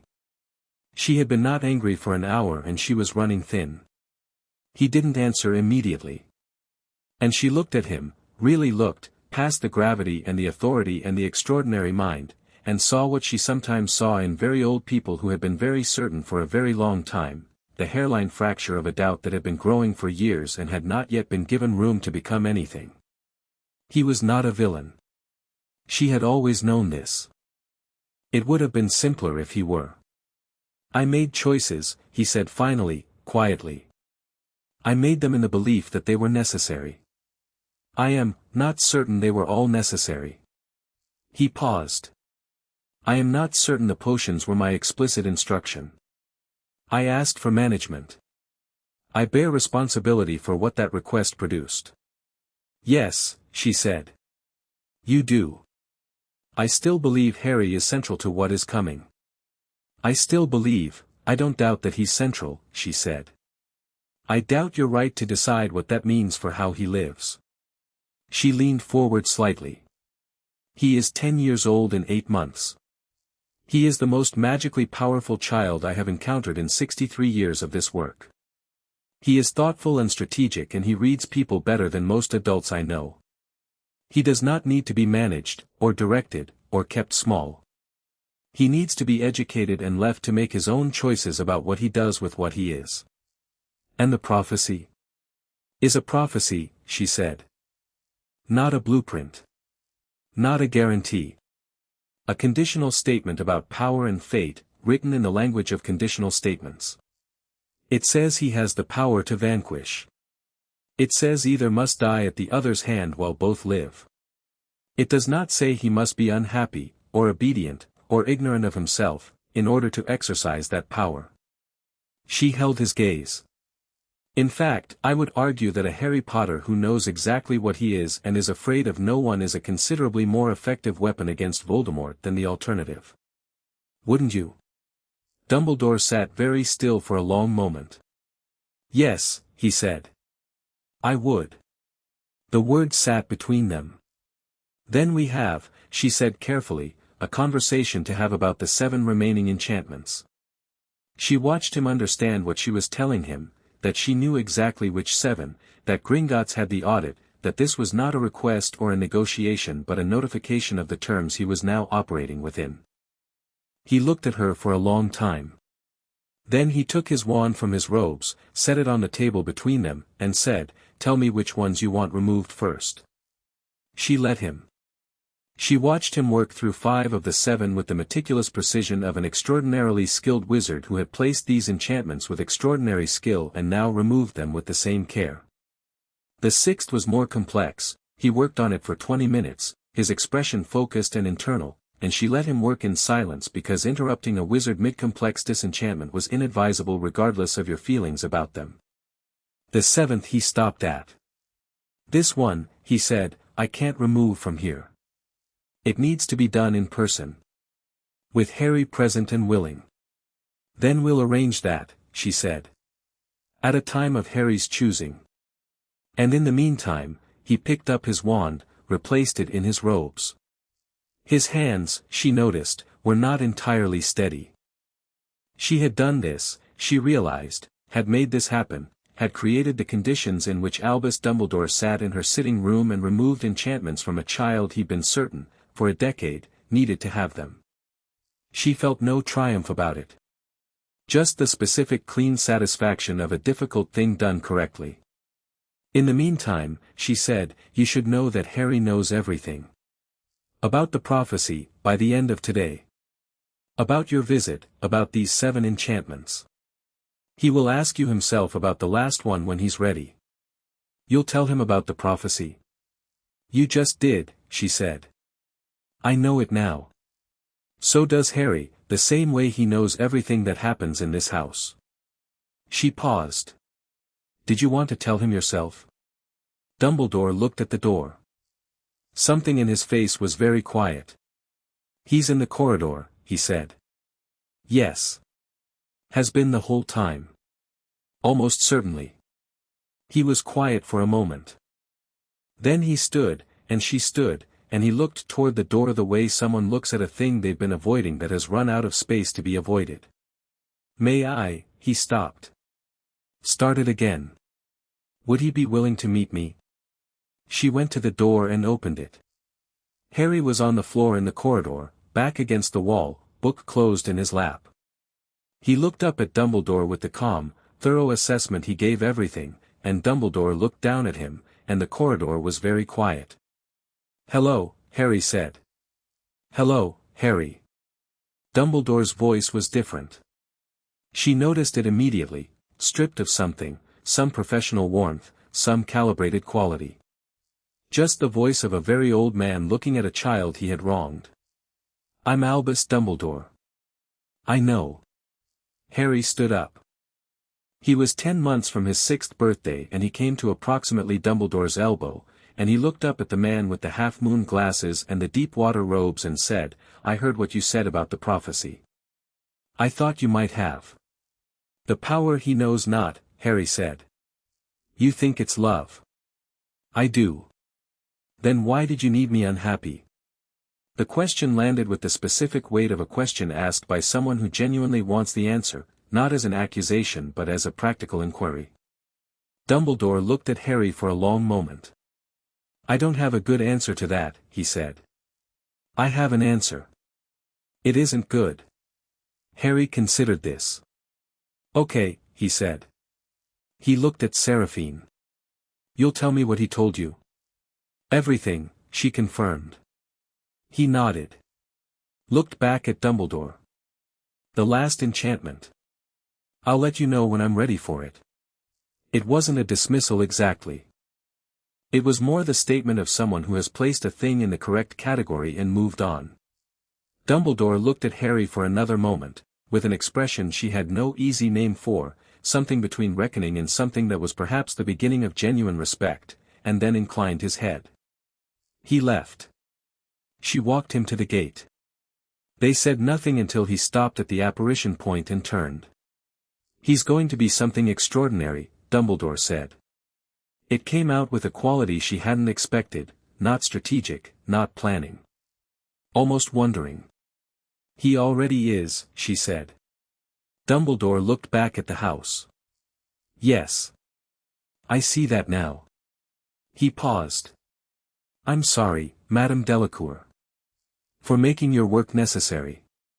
She looked at him for a moment. "Don't apologize to me," she said. He left. She stood at the gate for a minute, breathing cold mountain air, and then walked back inside. The Hogwarts letter arrived in July. It arrived, as all Hogwarts letters arrived, by Owl, a tawny bird that found the Delacour estate with the unerring accuracy of an enchanted delivery system that had been running since 1402 and had never failed to locate its recipient.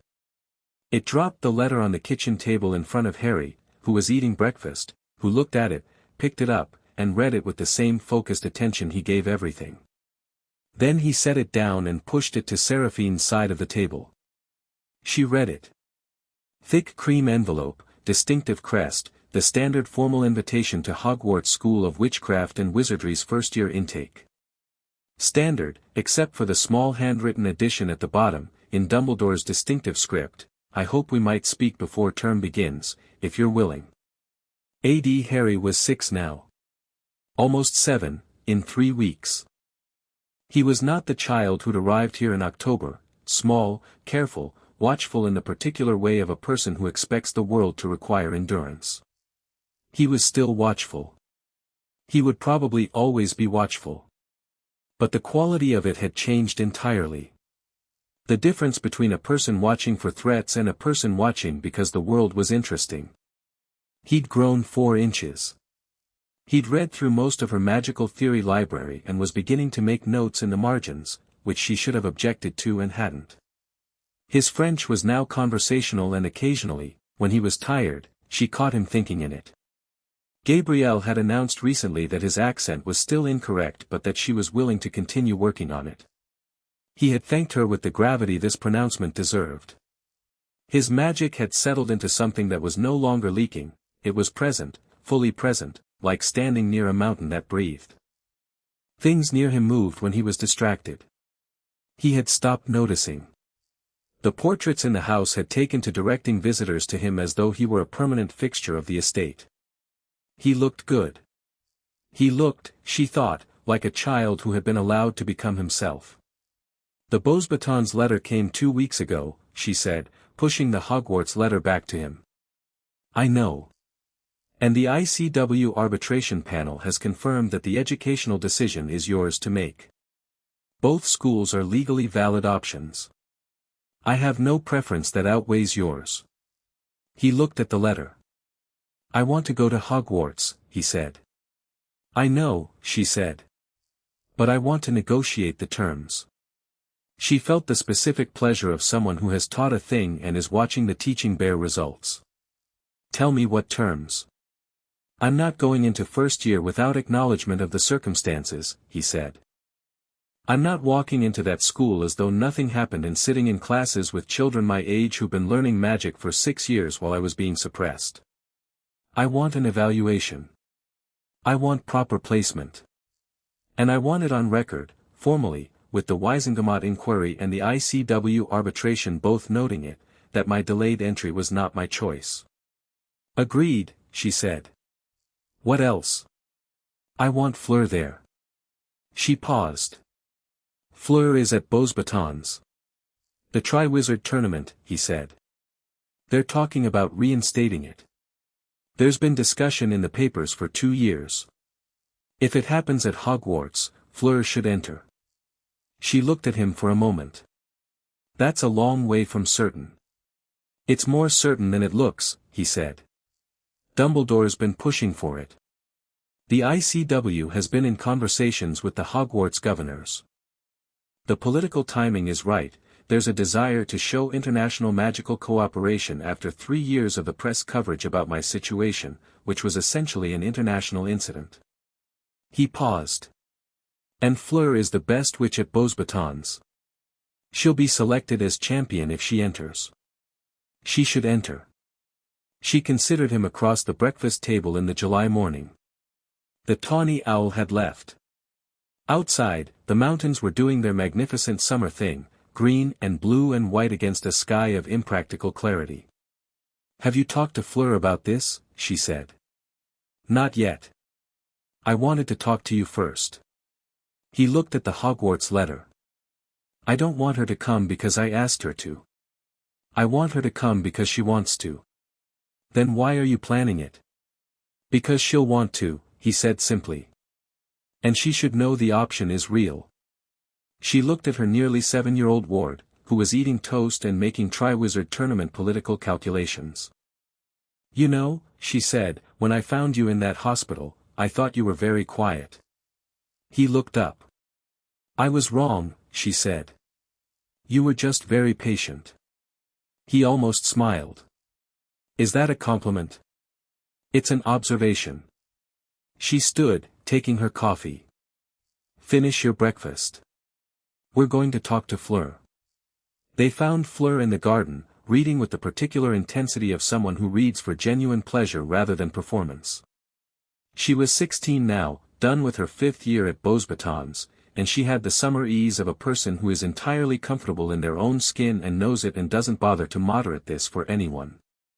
She looked up when they came out. Looked at Harry's face, then at Seraphine's, and closed her book. What happened? She said. Hogwarts letter, Harry said. And? I'm going. He sat down on the garden wall. He always sat on the garden wall. She'd bought him 3 coats since the first one and he'd sat on every wall in every single one of them. But that's not what I wanted to tell you. Fleur looked at him. He told her about the Tri-Wizard tournament, the political timing, the ICW conversations, the likelihood. He laid it out clearly and completely and without editorializing, just the facts and his assessment of the probability, and Fleur listened with the same forward-leaning focused attention she'd always given him, that had started as polite interest and had become, gradually and without anyone announcing it, genuine investment. When he was done, she was quiet for a moment. You want me there, she said. I think you should enter if the option exists, he said. I think you'd win. But that's not, he paused, feeling for the words, that's not why. I think you should do it because it's the thing that's meant for you.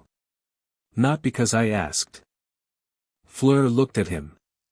She had a face that was frequently described as beautiful, which was accurate, but which obscured the fact that it was also extremely expressive to anyone paying attention. Right now it held something that had been building for a year, since the Beaux Batons visit, since the stone turning in the November air, since 100 kitchen conversations and garden sessions and French lessons that had stopped being lessons and started being just the two of them in the world, talking. You've been planning this, she said, and her voice was different than usual. Not accusatory. Wondering, almost. Thinking about it, he said. Since when? Since Gringotts, he said. Since the audit. I thought, If things go the way they should go, if we get the Weisengamot inquiry and the arbitration settled right, the political environment for Hogwarts changes. And if Hogwarts changes, the Triwizard question becomes real. And if the Triwizard question becomes real, you thought of me, she said. You're the best, he said, with the simplicity of stating a fact. Why would I think of anyone else? Seraphine looked between them.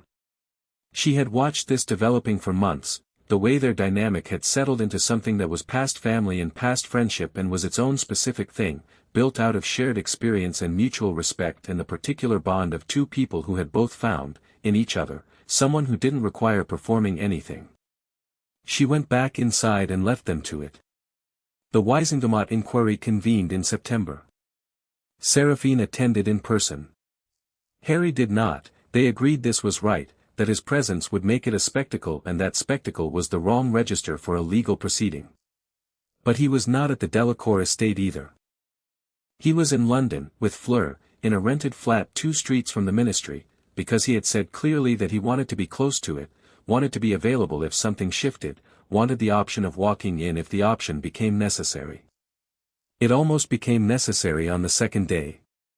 The inquiry was going well, the documents, the confessions, the Gringotts audit, all of it doing exactly what documented evidence does when it's presented to a body that hasn't yet committed to a public position on the subject. Marchbanks was masterful, moving through the evidentiary record with the precise efficiency of a woman who had been waiting 20 years to use it. The Ministry Council was in the uncomfortable position of arguing against documents signed by the people who'd produced them. Then Cornelius Fudge, newly installed as Minister for Magic, enormously anxious, visibly uncertain which way to jump, made a statement to the press outside the inquiry chamber suggesting that while the documented actions were concerning, context was important, and that the actions of well-meaning individuals in extraordinary circumstances should be evaluated with appropriate. Harry read it in the evening paper and said, without expression, I'd like to speak to the inquiry tomorrow. Seraphine looked up from her chair. Fleur looked up from hers. They haven't called for public testimony, she said. Then we request it. Harry, he's going to manage this into a context problem, Harry said. He set the paper down. Fudge is going to make it about intent and context and extraordinary circumstances until it becomes a reasonable people disagree situation and nothing changes. The only thing that prevents that is a living person who the inquiry cannot contextualize away. He was 6 years old. He was 6 years old and he was reading a political situation with the precision of someone who had spent 5 years learning survival instincts and 5 more years learning strategy. They'll ask you questions, Seraphine said carefully. Questions designed to elicit sympathy rather than information. They'll treat you like a child. Good, he said. I am a child. Let them treat me like one. She looked at him. He looked back at her with the specific, steady patience of someone who has already made a decision and is waiting for the person across from them to catch up. All right, she said. Marchbanks granted the testimony request with the speed of someone who had been hoping for exactly this. Harry walked into the Weisengamot chamber at 10 o'clock in the morning in his good clothes, with Seraphine on one side and Fleur on the other, and the chamber was full, every seat, standing space at the walls, the press gallery packed. The ambient sensation of his arrival went through the room like weather. He sat down in the witness chair, which was sized for adults and made him look smaller than he was, and looked at the rows of seated Weisengamot members with the same calm, thorough, assessing expression he'd walked into every room with since October. Marchbanks gave him the formal greeting. Harry Potter. You've requested the opportunity to address this inquiry. Please proceed. Harry folded his hands on the table. He looked at the chamber. He looked at Fudge, who was in the minister's seat, wearing the expression of a man who has begun to suspect he may have miscalculated. I'm 6 years old, Harry said. His voice was clear and even and carried without effort in the large chamber. I was brought to Madame Delacour's attention because a standard blood test showed something wrong. What was wrong was that someone had been putting potions in my food since I was 6 weeks old. I don't remember a time when they weren't doing it. I don't know what I would have been like without them. He paused. The chamber was absolutely silent. "I'm not here to talk about what happened to me as a sad story," he said. "I'm here because Cornelius Fudge said yesterday that context is important and that well-meaning individuals should be considered charitably." He looked directly at Fudge. "I'm the context. I'm what the well-meaning intentions were applied to. So I thought someone should hear from me directly, so that context can't be used to make this smaller than it is." Fudge's expression was complicated. "I've read the documents in this inquiry," Harry continued. "All of them. I've read Rosewood's confession and Knott's confession and the Gringotts audit. I've read the analysis of the 15 enchantments. I've read the prophecy that was apparently the reason for all of it." He paused. "None of that knowledge frightens me. I'm telling you that because I think the people who made these decisions believed it would. They believed a child who knew his situation would be unstable, or dangerous, or unusable. They were wrong." Another pause. "I'm not telling you that because I want sympathy. I'm telling you that because policy built on a false premise produces false results, and the false premise here was that I needed to be managed. I didn't. I needed to be educated and left to grow up." He stopped. Looked around the chamber. "I'm going to Hogwarts," he said. "I'm going to learn magic the way everyone else does. I'm going to be in this world and part of it, and I'm not going to hide or minimize or be convenient for anyone's narrative about what I'm supposed to be. That's not a threat. It's just what's going to happen." He unfolded his hands and stood up. "Thank you for letting me speak." The chamber was very quiet. Then Griselda Marchbanks said, "Thank you, Mr. Potter," in a voice that was extremely controlled and managing it well, and Harry walked back to his seat. Seraphine did not look at him immediately. She looked at the chamber, at the faces, at the Wisengamot members, at the press gallery where 7 journalists were writing at a speed that suggested they had found their headline. At Fudge, whose expression had gone through complicated and come out somewhere that looked like an unwilling decision. At Dumbledore, who had been given observer status at the inquiry and was sitting in the gallery above, who was looking down at Harry with the expression she'd started to recognize from their Saturday meeting. The wondering. The reckoning. She looked at Harry. He was reading the paper he'd brought in with him. "Well?" Fleur said quietly, leaning across Seraphine. Harry said, without looking up. "The whole room is staring at you." He turned a page. "They'll stop." She stared at him. Looked at Seraphine. Seraphine looked back with the expression of a woman who has learned when to speak and when to simply observe. The inquiry delivered its findings 6 weeks later. The deliberate magical suppression of a minor constituted a Category 1 magical rights violation. All parties named in the Rosewood and Knott confessions bore documented responsibility. Rosewood, given his age and his voluntary cooperation, was placed under 3 years of monitored service with the ICW's Child Protection Division. Knott received a formal censure and a significant vault fine. Dumbledore, and this was Marchbanks' work, careful and precise, received a formal inquiry finding a failure of duty of care, documented in the permanent Wisengamot record, not a criminal finding but something that could never be expunged. Fudge signed the documentation with the expression of someone who has decided that being on the right side of history was probably the safer political position, which was not moral courage but was functionally identical in its outcomes. The evening the findings were published, Seraphine sat at the kitchen table with Harry and Fleur and Gabrielle and an open bottle of wine for the adults and hot chocolate for the younger members of the party, and the fire was going, and the portraits were being more than usually attentive, and the house smelled of warmth and the specific comfortable smell of people who have been through something difficult together. Gabrielle was telling Harry something in rapid French that had caused him to put down his hot chocolate and look at her with exaggerated horror. Fleur was watching them both, feet tucked under her in the chair, the firelight in her silver hair. "Ce n'est pas vrai," Harry said to Gabrielle. "That's not true." "C'est absolument vrai," Gabrielle insisted, with complete conviction. "There is absolutely not a ghost in the Beauxbatons library." "Fleur, is there a ghost in the Beauxbatons library?" "There are 2, Fleur said, without looking up from her book. Both very argumentative. Harry looked at Gabrielle with the betrayed expression of someone who has been caught doubting correct information. Gabrielle looked triumphant. Seraphine drank her wine. The fire cracked. The mountains outside were deep in November dark, the first real snow of the season sitting on the upper peaks, visible in the moonlight. 5 years of this place, or close to it now. 5 years of this kitchen, this table, this fire. Of Harry growing into himself with the steady inevitability of something that was always going to happen, that only needed the room.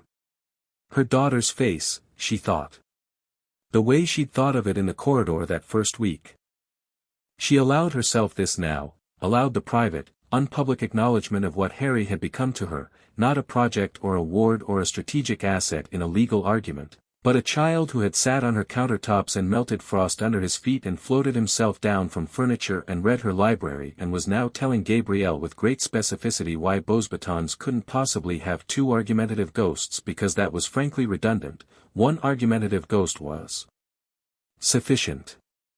3 weeks until Hogwarts letters for the new year, Fleur said, to her, quietly, under the argument. He said on the negotiated entry. Yes. And Dumbledore agreed to the placement evaluation. He did. She paused. He's been different since the inquiry. I think, she looked at the fire, I think watching Harry testify did something to him that my arguments didn't. Fleur was quiet for a moment. The 7th enchantment, she said. Harry will go when he's ready. He's been ready for weeks, Fleur said. He's been waiting for Dumbledore to be ready, I think. Seraphine looked at Harry, who had abandoned the ghost argument and was now showing Gabrielle something, a small flame in his palm, the controlled kind he'd mastered in April, no wand, just intention, the fire sitting in his cupped hand like a living thing. Gabrielle watched it with huge eyes. Harry watched it too. Then he looked up and caught Seraphine looking at him and the flame in his palm turned briefly from orange to that vivid, unusual blue-green that his magic went to when he wasn't monitoring it, and then he made it go out and grinned at Gabrielle. Maintenant à toi, he said. Your turn. Harry, Seraphine said. He looked over. He's ready, she said. If you are. A pause. He turned it over, the way he turned everything over. The fire had gone out in his palm but his hand was still warm, still faintly luminous in the firelight. Tuesday, he said. Let's do Tuesday. Chapter 6, The Sun Doesn't Hide. The last enchantment came off on a Tuesday morning in November, in the entrance hall of the Delacour estate, with Dumbledore standing 3 feet away and his wand out and the winter light coming through the tall windows in long pale columns. It had taken 20 minutes to arrange the magic, Dumbledore working through the disenchantment sequence with the focused, meticulous attention of someone dismantling something he'd built with care, which he had. Harry stood in the middle of the entrance hall with his hands at his sides and his eyes open and let it happen. He'd been told it might feel like something. He'd been told to say if it was too much. He didn't say anything.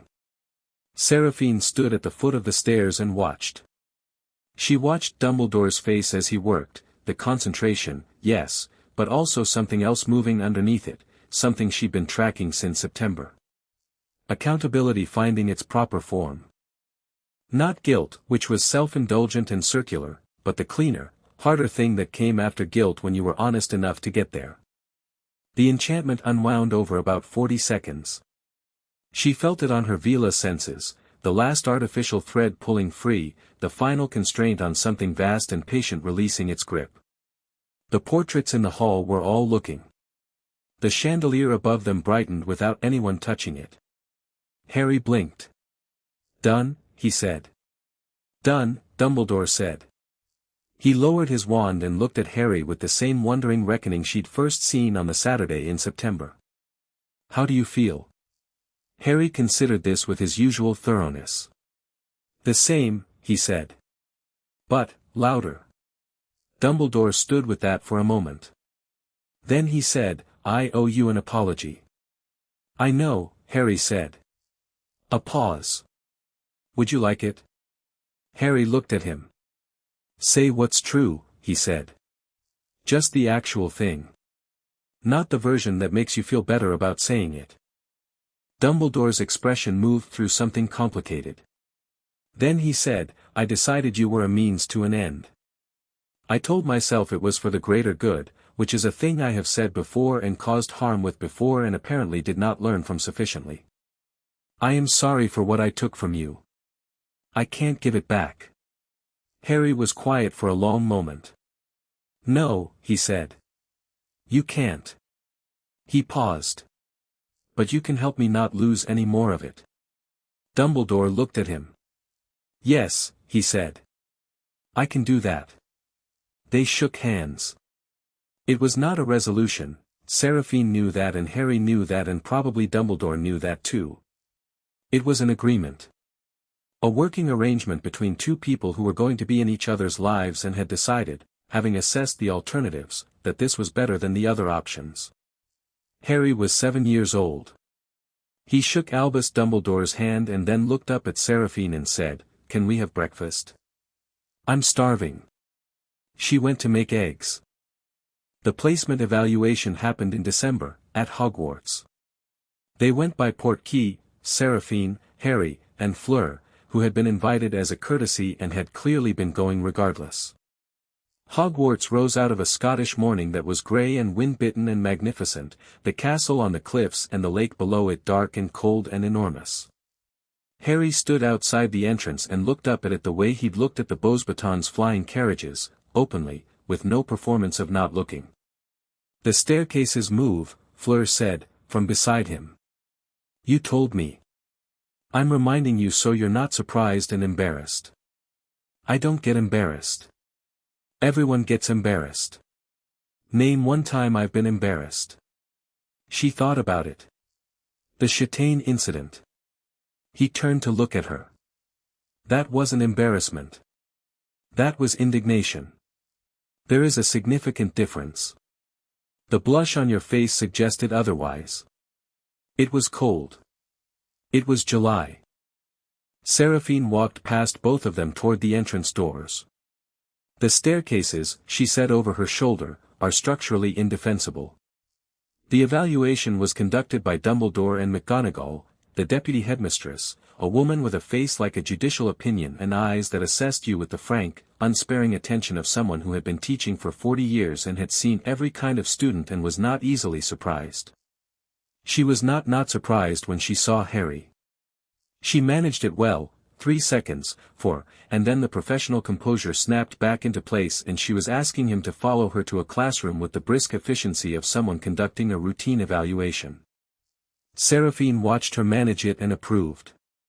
The evaluation took 4 hours.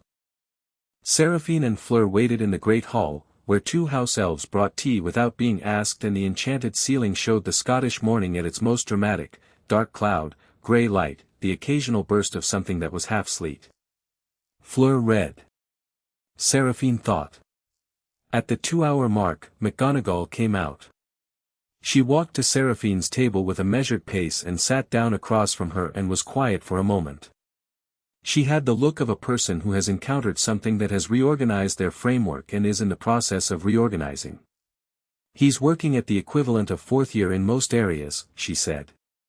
3rd in the areas he's had less structured exposure to, herbology, astronomy, basic potion theory. She paused. Beyond 4th year in several areas that we don't formally teach at 4th year level because we don't formally teach them at any level. He's apparently been reading advanced elemental theory. Since he was 6, Seraphine said. McGonagall looked at her. He did the wandless transfiguration exercise. The one we use for advanced 5th year students who are working toward animagus theory. She paused. He did it in the time it took me to explain the parameters. Yes, Seraphine said. The wandless component alone, yes. McGonagall was quiet. Then she said, he's also perceptive. In ways that are difficult to evaluate formally. He asked me, halfway through the written portion, whether I was testing conceptual understanding or rote knowledge, because he said if it was rote knowledge he'd do worse than if it was conceptual understanding and he wanted to calibrate. She stopped. He was right. It was a conceptual test. What did you tell him? I told him to answer it both ways and I'd note the distinction. McGonagall paused. He answered both versions in the time allotted for one. Fleur turned a page of her book without looking up, which communicated that this was not news to her. He'll enter as a third year, McGonagall said. Which is the honest placement. Putting him in first year would be inappropriate. An insult to both his ability and his situation. She looked at Seraphine. Dumbledore agrees. He'll be 9 when he starts, Seraphine said. By 2 years the youngest in his year. I'm aware. I'll manage that. The way she said it communicated that managing it was the sort of problem she had solved before and would solve again. The more significant question is what he does in the years between now and then. He continues as he has been, Seraphine said. With me, at the estate. Structured learning in the mornings, practical work in the afternoons. Visits here if Hogwarts is willing. She looked at McGonagall steadily. And I'll want regular reporting on his academic progress once he's enrolled. Not managed reporting. Accurate reporting. You'll have it, McGonagall said, with the directness of a woman who didn't offer things she didn't mean. I want you to know, she paused, slightly, as though choosing something carefully, what was done to him. I didn't know. I want to be clear about that. There are things Dumbledore kept to himself she stopped. I want to be clear. I believe you, Seraphine said. McGonagall nodded once. She stood, smoothed her robes, and looked toward the door to the evaluation room. He asked me, at the end of the 4th hour, whether Hogwarts was a good place. She paused. I told him it was the best I knew of, which was honest. He said, and here something moved across her face, quiet and precise, he said he'd take the evaluation of someone with 40 years' experience over the press coverage, which he'd found inconsistent. She went back to the evaluation room. Fleur finally looked up from her book. He charmed Minerva McGonagall in 4 hours, she said. He charmed Minerva McGonagall. He didn't charm her, Seraphine said. He was himself. The two things simply happened to produce the same result. Harry came out an hour later. He had that look, the one she'd seen after Gringotts, after the Wizengamot, after the last enchantment, of someone who has done something significant and filed it correctly and is ready to move on. Third-year placement, he said. I know. September after next. He looked around the great hall with the open assessment he gave new spaces. The ceiling was doing dramatic things with the light. The 4 long tables were empty. The magical candles floated above in clusters. It's bigger than I expected. Everything here is bigger than the first time, Fleur said, and then caught herself, and looked at Harry, who caught her looking, and for a moment they both had the same expression, recognizing the echo of something said a long time ago on cold steps outside a different school. Yes, he said, and smiled. It is. They went home. The 2 years between the evaluation and Hogwarts were not quiet. Seraphine had not expected them to be. The Triwizard Tournament was confirmed in January of the year Harry turned 8, the announcement coming from both the British and French ministries simultaneously, timed for the diplomatic optics of international cooperation, which made Seraphine feel very specific feelings about institutions learning exactly the wrong lessons for the right reasons. The tournament would be held at Hogwarts. The Beauxbatons delegation would arrive in October of the year Harry started. She told Fleur over dinner on a January evening while snow came down outside and Gabrielle was demonstrating something complicated with a borrowed wand. Fleur set down her fork. She looked at Harry. Harry, who had been pushing food around his plate in the way he sometimes did when he was thinking about something else, looked up. Read Fleur's expression. Read Seraphine's. Put the pieces together at the speed he put everything together. The tournament, he said. Yes, Seraphine confirmed. Fleur was quiet for a moment. She had turned 17 in December. She had had her beaux batons graduation assessment scheduled, which she had been discussing with the particular intensity of someone for whom excellence was not ambition but simply the acceptable standard.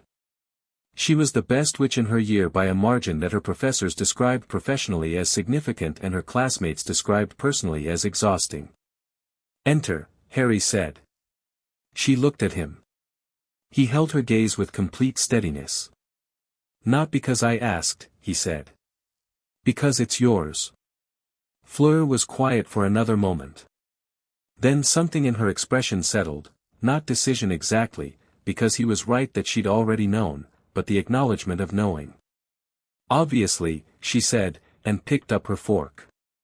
Gabrielle made a triumphant noise with the wand that involved small sparks and one singed napkin, and the conversation moved on.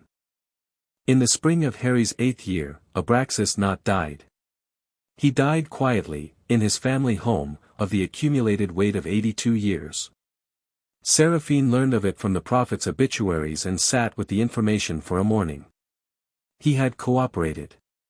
He had, in the end, done the difficult thing.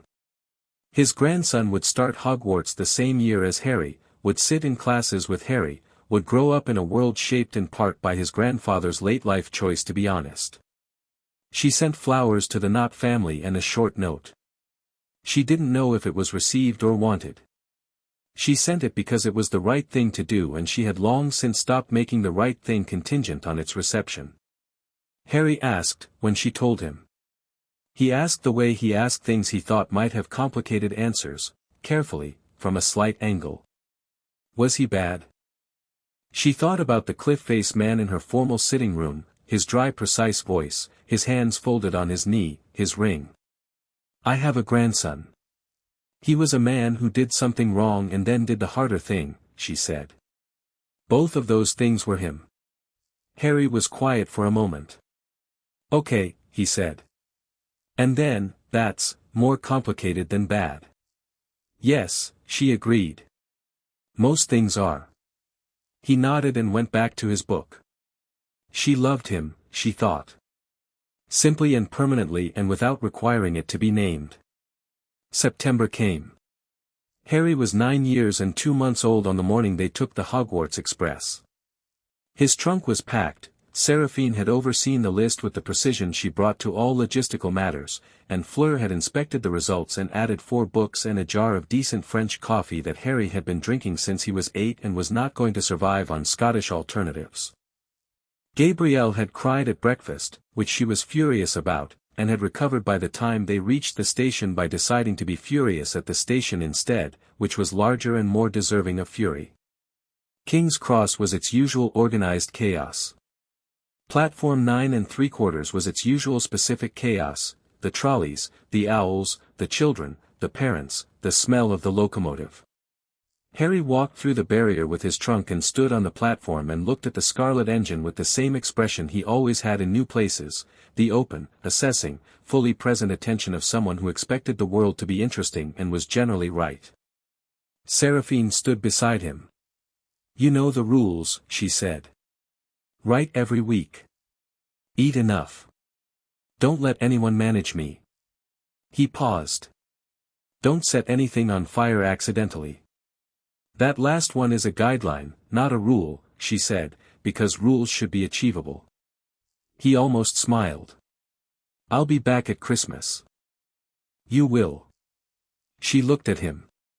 At the dark hair and the vivid green eyes and the 3 inches of height he'd added in 2 years and the coat, 4th one now, a good wool one Fleur had helped him choose, which actually fit, and the quality of him, the particular quality that she had noticed in a hospital room 4 years ago and had never quite gotten used to and had stopped trying to.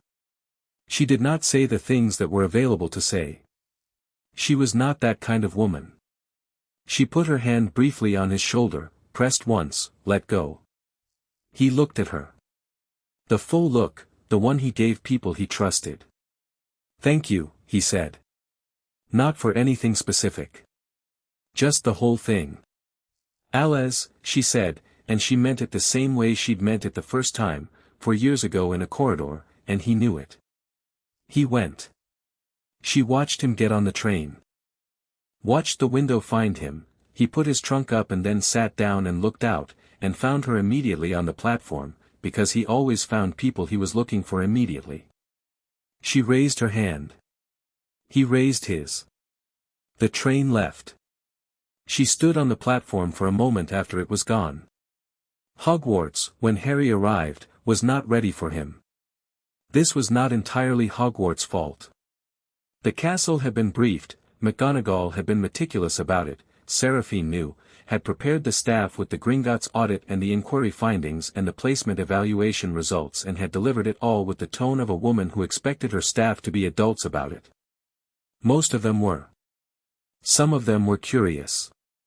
One or two were the specific kind of uncomfortable that came from having had opinions about Harry Potter for a decade and finding that the person in front of them required a complete recalibration of those opinions. He walked into the great hall for the sorting with the third-year class. They'd given him a quiet, private reception from the headmaster's office so that the hat could do its work without audience, and he sat down at the Gryffindor table and the ambient sensation of his presence went through the hall like a wave. All 4 tables went quiet. Not loudly quiet. The gradual, disbelieving quiet of hundreds of people simultaneously registering something their senses were telling them was significant and their brains hadn't caught up with yet. Harry sat down and looked at the table and picked up the menu and looked at it. A boy across from him, round-faced, clearly first year, was staring with open fascination. "You're Harry Potter," he said. "Yes," Harry said. He extended his hand across the table. "Hi. Neville Longbottom." The boy shook his hand with both the enthusiasm and the awkwardness of someone who has decided to be brave. "Everyone said you'd be, well, everyone thought, I know what everyone thought," Harry said pleasantly. "What do you think?" Neville Longbottom blinked. Considered this with unexpected seriousness. "I think you seem normal," he said, and then looked alarmed that he'd said it. "Good," Harry said. He looked back at the menu. "What's good here?" "The roast on Sundays," Neville said, with the certainty of someone who has found the important things quickly. "And the pudding on Thursdays." "Noted." Ron Weasley, who had ended up sorted into Gryffindor 30 seconds after Harry and was sitting 3 seats down, was watching this exchange with the expression of someone mentally reorganizing everything they'd heard about Harry Potter since birth. He had bright red hair and a frank, guileless face and the look of a person who had a lot of opinions and was currently having to update all of them simultaneously. "Heard you've been in France," he said, the way people said things when they can't think of a more sophisticated entry point. "Yes," Harry said. "For 4 years. Nearly 5. "Is that where you learned the," Ron gestured vaguely, which communicated the ambient magical thing that's making the back of my neck feel strange without finding words for it. "No," Harry said. "That's always been there. It was just quiet for a while." Ron sat with this. "Oh," he said, and then, "Weasley." "Ron. I know." Harry looked at him. "You have 5 older brothers." 6. 6 older brothers, Harry corrected, without embarrassment. "And one of them is at Beauxbatons this year." Ron blinked. "How do you know that?" "Your brother Percy mentioned it in a letter to the school. He's on the student welcoming committee." Harry paused. "And your other brother is competing in the Triwizard Tournament as the Hogwarts champion." "Fred." "George," Ron said. "George is competing. Fred's the one who's been in the hospital wing." "Ah." Harry filed this correction immediately. "I'll sort them out." "Everyone has trouble with that," Ron said, with the tone of someone who has made peace with a lifelong reality. "Even Mum, sometimes." "Unlikely," Harry said. "She's their mother." "She says unlikely too," Ron admitted. "But it happens." Harry looked at him with the small, specific attention he gave people he decided were interesting. "You're straightforward," he said. "That's useful." Ron looked uncertain whether this was a compliment. Harry had turned back to the menu, which Ron apparently decided meant it was, because his uncertain expression resolved into something that was the beginning of being pleased. The year established itself around Harry with the organic logic of things that were always going to happen. He was, formally, a third year, and he attended third-year classes, and he sat the relevant exams, and he was good at all of it with the easy, undemonstrative competence of someone for whom most of it was review. He was kind about this, not condescending, not showing off, just quietly capable in a way that didn't require comment.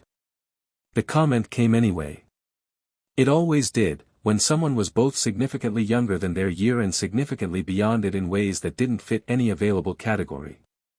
The defense against the dark arts professor, a jittery, well-meaning man named Quirrell who had, Seraphine had noted with private concern, a specific quality to his magical signature that she had written to both McGonagall and Dumbledore about in October, handled Harry by essentially not handling him at all, which turned out to be the correct approach because Harry largely did not require handling. He did the coursework. He participated in class. He helped Neville Longbottom through the practical components of the first unit with the patient, unglamorous efficiency of someone who finds teaching other people genuinely interesting and is good at calibrating to the person they're teaching. The thing people noticed, the thing that started quiet and became unavoidable, was not any single display. It was the accumulation of small ones. The way his Wingardium Leviosa in third-year charms class lifted the feather and also, without any additional movement on his part, the table it was sitting on. The way he turned a textbook correction into a 5-minute reworking of the standard theory in a way that left the charms professor staring at the board with the expression of someone encountering a new idea. The way the staircases, which moved constantly and without apparent logic, did not move when Harry was on them. This last one became school mythology by November. They just stop, Neville reported, with the combination of awed and baffled that characterized his general commentary on Harry. Whenever he gets on one. I tested it. I went on the staircase right behind him and it didn't move the whole time he was on it. The staircases probably find it easier, Harry said, not looking up from his astronomy homework. Then what? Then arguing with me about where I want to go. He turned a page. They tried the first week. I went where I wanted anyway. Now we've got an understanding. Neville looked at Ron. Ron looked at Neville. He negotiated with the staircases, Ron said. He negotiated with the staircases, Neville confirmed. Harry set down his quill. They're sentient in a limited capacity. It seemed rude not to. The Triwizard Tournament's first task was in November. Harry went with the Gryffindors and sat in the stands with Neville and Ron and a sharp, relentless girl named Hermione Granger who had attached herself to their group in October on the basis of a shared opinion about the inconsistencies in the history of magic curriculum and had not left. The stands were packed, the November sky overhead full of cold, fast-moving cloud, and the energy in the crowd was the specific, bright, slightly dangerous energy of a large group of people who have decided they are here for something spectacular. The champions were, Cedric Diggory for Hogwarts, Victor Krum for Durmstrang, and Fleur Delacour for Beauxbatons. The task was dragons. Harry watched Fleur come out of the enclosure entrance with her wand raised and her silver hair catching the wind and the absolute, settled certainty of a person who has walked into every difficult thing in her life and come out the other side knowing her own quality. He watched her face the dragon, a common Welsh green, which was not the worst draw but was 40 feet of scaled intelligence and bad temper, and watched her move with the specific grace of someone for whom magical combat was not performance but thought, each spell the product of real-time strategic assessment, fluid and exact. She was brilliant. He had always known this. But watching it here, in the open, in front of 2,000 people, was different from knowing it in a garden or a kitchen or a Gringotts corridor. She got the egg. She got the top score from 4 of the 5 judges. Ron, next to Harry, was making sounds that weren't quite words. Neville was applauding with the full-body commitment of someone who commits to applause. Hermione had her scorecard out and was making notes. Harry was quiet. Just watching. Just the specific, private acknowledgement of someone who has known a thing for a long time and is watching the world catch up. She found him after, when the crowds were doing their post-task movement through the grounds and the November dark had settled properly in. She came across the grass in her beau's baton silver, still flushed from the cold and the effort and whatever the particular aliveness of performing brilliantly at something felt like from the inside. She stopped in front of him and looked at him. "Well," she said. "You already know," he said. "I want to hear you say it." "You were the best one out there," he said. Simply. The way he said true things. It wasn't close. She held his gaze. 16 months older than him. 2 years ahead at school. Better with a wand by a significant technical margin, though this particular metric was increasingly complicated to measure. She had spent 4 years going from "you're the strange English boy my grandmother brought home" to something that didn't have a clean category. She would have an appropriate name for it eventually, she thought. Later. When they were both older and the world had finished settling around them. For now, she said, "Write your grandmother and tell her I was better than she expected." "You were exactly as good as she expected," he said. "She expected perfect." Fleur looked at him. "She told me before I left," he said. "She said she expected you to be the one to win it and that if you weren't she'd be reviewing the judging criteria." Fleur laughed, properly, fully, the way he'd learned to make her laugh by telling her exactly true things in exactly the right moment. "She didn't say that." "She absolutely said that." "I can send you the letter." "I believe you." "I don't need the letter." "Okay." He looked at the castle, at the lit windows and the enormous dark shape of it against the cloudy sky. He could feel the mountain behind Beau's batons from here, the specific magical signature of old places with long memories, different from each other the way all old things were different but recognizable in their shared quality of having lasted. "Are you happy here?" Fleur said. He thought about this. He always thought about things, but this one he took a little longer with, because it deserved a real answer and she had asked it directly. He thought about the morning he'd left the Delacour estate for the first time with Seraphine's hand on his shoulder and the specific clean quality of being exactly where he was supposed to be. He thought about the hospital room in London where he had been 5 years old and very small and had said all right to a woman on a rolling stool who had looked at him like she was telling the truth. He thought about Gabrielle and the French lesson and Chatain and the frost melting under his feet and the portraits and the kitchen fire and the 12 owls going into the dark. He thought about Neville's face at the sorting table, round and earnest and deciding to be brave. About Ron's frank guileless commentary on Six Brothers and bad coffee. About Hermione's notes on the judging criteria, which she would almost certainly present to the tournament officials by Friday. About Hogwarts staircases with limited sentience, who had tried to send him in the wrong direction once and had since made their peace with not trying again. Yes, he said. Not with surprise. Not with relief. Just the plain, clean word for a plain, clean fact. I am. Fleur nodded. She looked at the castle too. Good, she said. They walked back inside together. The castle was warm and loud with post-task noise, students spilling out of every doorway, house tables full, the great hall bright and chaotic. Harry walked through it and people noticed, the way they always noticed, the ambient awareness pulling heads around. He didn't moderate it. He walked at his own pace and let people look and paid attention to the things that interested him. He sat down at dinner between Neville and Hermione and across from Ron, and Hermione immediately began presenting her notes on the judging criteria, and Neville immediately asked if he thought the Hungarian horntail that Crumb had drawn was affected by the cold weather and whether that was an advantage or a disadvantage. And Ron immediately said the roast was particularly good tonight, which was relevant to the conversation because they were there and eating it. Harry ate the roast and answered Hermione's and Neville's questions and argued with Ron about whether the Wednesday roast was better than the Sunday roast, which was a long-running debate that would not be resolved tonight, and the hall was loud and warm around him. He wrote to Seraphine after dinner, in the quiet of the Gryffindor common room when the fire had burned down and most people had gone up. She was exactly as good as you said. Top score from 4 of 5 judges. The 5th is wrong about something and Hermione is already writing the complaint. Neville wants to know if you know anything about Welsh greens in cold weather. Ron says hello, though he doesn't know he does yet because I haven't told him I'm writing to you." He paused. Then added, "The staircases are manageable. The portraits are nosy. The coffee is exactly as bad as Fleur said. I'm all right.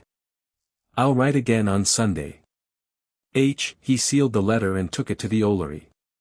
The Scottish night was cold and enormous and smelled of pine and stone and distance. He sent the letter out into the dark and stood at the Olery window for a while, looking at the sky, clear tonight, stars very bright, the kind of sky that made you aware of the scale of things. He turned it all over. The whole shape of it, from the beginning, the hospital room, the port key, the kitchen with the lavender blankets, the frost under his feet, the Gringotts chair, the Wisingamot hall, Dumbledore in the entrance hall and the last enchantment coming free. The long slow work of becoming himself. His magic sat in him the way it had been sitting in him for 2 years now, fully present, fully his, not performing anything. The warm, ambient, lighthouse thing. The mountain that breathed. He was 9 years old. He would be at Hogwarts for 7 years if he chose it. Voldemort was out there somewhere, not dead, tethered to some existence that was waiting for a way back. There was a prophecy with his name in it. There were things still coming that he couldn't see the shape of from here. None of that was now.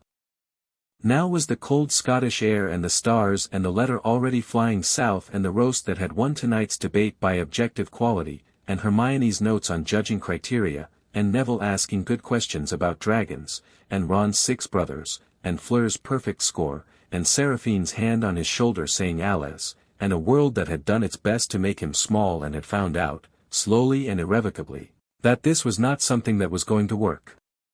He was not manageable. He was not a piece in anyone's arrangement. He was not the story the prophet had been writing about him since the night he was famous. He was not, either, a weapon pointed at a dark wizard by a man who had been certain of his own righteousness for too long. He was Harry Potter. He was exactly that, and it was enough. It was, in fact, considerably more than enough. He went back inside. The night settled over Hogwarts, and the staircases stood still, and in the Olery the last owl had gone south with a letter that would reach a kitchen in the French mountains before morning, and the portraits in a house at the foot of an alpine slope were watching the fire burn down in a sitting room that had been quiet since September and would be full again at Christmas. And a woman who had found the beginning of all of this in a hospital room in London was reading at her desk with the specific, private expression of someone who has done a difficult thing correctly and is allowing themselves to know it. The sun doesn't hide. It rises, and it is there, and the world adjusts.